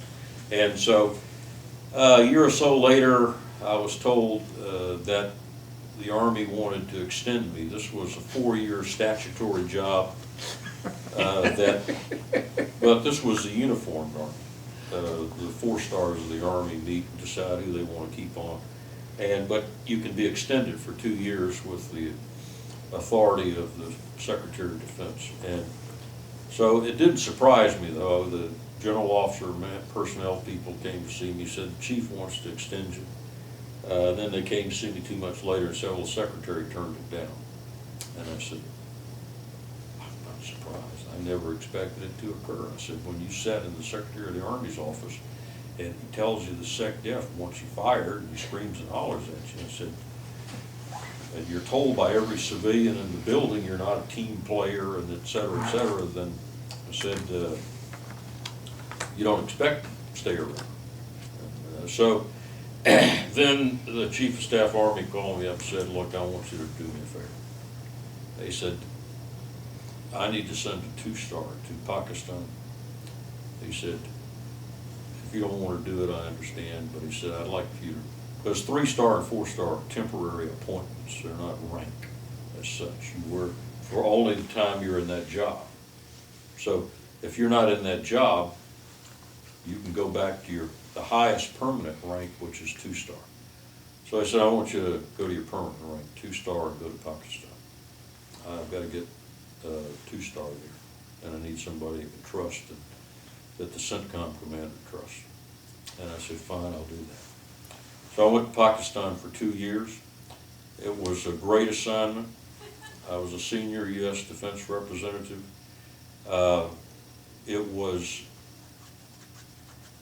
But I had difficulty there. I worked for the ambassador. Working for the ambassador was great. Working for the CENTCOM commander, General Abizaid, and his replacement was great. I had a great relationship with them. Immense challenges. I had immense challenges with the Pakistanis. They are not the world's most evil, conniving people as the newspapers in America make them out to be. I know personally the Director General of their ISI, their CIA that's supposed to be so evil. He's a fine, honest, decent man. The Army Chief is a super officer. They don't think like we do. They have their own challenges. It would take me from now till next week to try to describe them, and their cultural proclivity towards, and their societal fragmentation, which prevents them from building any kind of political consensus for anything. Having said all of that, where I had difficulty once again was senior civilian officials in the Pentagon. Undersecretaries of Defense who had responsibility for South Central Asia, who frankly in some cases it was embarrassing. They would lose official reports. One particular one wanted to keep coming to Pakistan, and when he'd come to Pakistan, he wouldn't want to meet with defense officials. He'd want to meet with some business people, and when I kept wondering why, I figured finally out. He wanted to build his contacts, so when he left OSD, he'd have some business contacts because he saw a potential immense personal opportunities there. I finally, I was asked by the CENTCOM commander, and I apologize to you, it's easy to go back to the CENTCOM commander at the time. For some reason I'm having a temporary brain cramp and I don't remember his name. A 4-star admiral resigned after 1 year of the job. He announced his retirement, and he had asked me before he resigned, and his public reason for resignation was he had a difference with President Bush over how to proceed with regards to Iran. And so he turned in his resignation to the Secretary of Defense. And he was a difficult man to work for, but he was a fine officer. So once you got past the facade of starchiness, he was a good guy to work for, and he had a good handle on things. The ambassador was a tremendous lady, Ann Patterson. Distinguished diplomat, Ryan Crocker, who's now in Afghanistan, was before her. Both of them really reinforced my faith. I had a great relationship with the CIA there. One of the finest people I met was the deputy director of CIA. He was more supportive and understanding than any senior civilian government official I had yet to meet in the United States government. He was a pro, and really just a tremendous guy. But after the resignation of the CENTCOM commander, he had asked me to stay for a third year. This was unaccompanied. I mean, I know I'm finishing up my time in the military, and I finally went to the ambassador and said, I just can't make myself do this. This is turning into this whole thing we're doing in Afghanistan and the way we're going. This is turning into Vietnam all over. It's a different place, a different time. But, and I just don't want to subject my wife and I to spending one more year away from home. And I said, you know, working for you is great. I'm rewarded by the duty. So I got a phone call. Anyway, a couple of weeks later, the chairman of the Joint Chiefs, who by that time was coming there frequently to try to help us build a relationship, came in and he said, I understand you have said you're going to retire. I said, yes, sir. He said, you know, it's my inclination this should be a 3-star billet, but I can't get one here now. He said, I know you used to be a 3-star, but he said, if you stay another year, you're going to stay as a 2-star. I said, I understand that, and that has nothing to do with it. I said, it has everything to do with the fact that I don't believe our government's policies are the right ones to follow here. And I said, beyond that, at the highest levels, what you have to deal with, I said, I'm just tired. I am really tired. I'm worn out.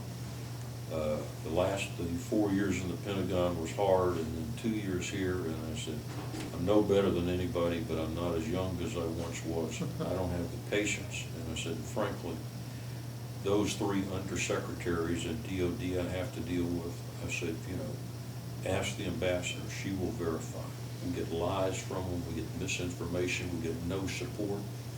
We get listening silence. They're selfish. They're egotistical. And I want nothing at all to do with them. And he said, I understand. I'll work hard to get a replacement here for you. I was replaced by a Naval Rear Admiral, very fine officer, Mike Lefevre. The chairman was true to his word. A year after he'd been there, the job was upgraded. Lefevre was promoted to Vice Admiral.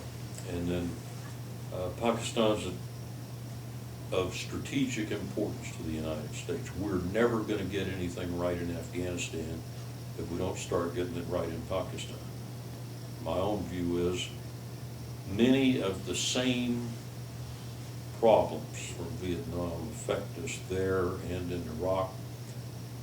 That's an immense misunderstanding of the culture, of the political history, of the people, of the whole economic, societal framework. It's an immense overconfidence in the ability of American military power and the application of military power, which if used properly can help solve civil problems, but it is egoism on the part of senior civilian officials and inability to listen to wiser voices, and in a belief that somehow because I'm an assistant secretary or something, that with that title goes immediate knowledge and understanding. It's a belief that somehow that the American people will not sign up for a mission if they see the immense difficulty and the length of time my belief is the American people will support any mission if it's properly explained to them. And the ones that they won't support, we probably shouldn't be doing, because we are representatives of the American people. And yet, there are those in Washington who believe they know otherwise, that somehow we can neat, clean, easy, simple, and cause the American people to believe that we get this done pretty easily. We've got to learn how to get along in this world.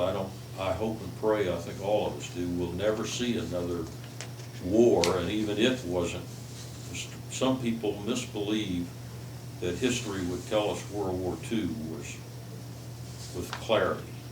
I think you gentlemen would agree with me. You really start reading about World War II, it had its own murkiness, its own misunderstanding, its own political connivances, the difficulties Eisenhower had with de Gaulle, the Free French, and so forth. It was crazy. But the country coalesced around the president, and we went forth and we worked our way through all of those problems. And there's something to be learned from that. And I hope and pray we never see another World War II with large conventional forces, the immense civilian military casualties, the immense destruction of cities, towns, infrastructure around the world. But we just somehow really screwed up this thing since Vietnam. We can't seem, and yet we can apply military power to some of these problems and help get them right. But we need really strong leadership from our civilian ranks. We got the leadership in the military ranks. We aren't getting it from our elected and appointed civilian officials. And I've just become a very, very starchy individual with regard to this is not a matter of choice. I mean, here we are as the greatest nation on earth, and if everybody wants to go back to being a second-rate power, that's fine, but I don't think that's good for America. It's not good, Economically, no. politically, it's not good for us, it's not healthy, and yet we can't seem to get any of these things straight. We can't summon the courage to say no at the beginning, but then we can't summon the courage to stay the course and try to get it right as it gets more difficult. So that's my experience. You're gonna stick with it, huh? I'm proud of my time in the Army, and I retired in November of 2008. I haven't been doing a whole lot since then. Catching up on honeydew, still unpacking boxes, which is why I couldn't find some pictures I intended to bring. Speaking of which, would you mind holding this one up? And let me, the picture of you, Right. your kind of formal picture. Yeah, let me focus on that. You can keep this, by the way. Oh, okay, well, we'll do it. We'll put it in with I in the, particular wanted to Uh, get your ribbons, okay? When I got promoted, this was my official photograph. Well, then, you know, people ask for copies, so then, but they print them like by the hundreds. yes. So when I left, my wife had an envelope that thick, Oh, wow. and so everybody gets one to put in the basement and keep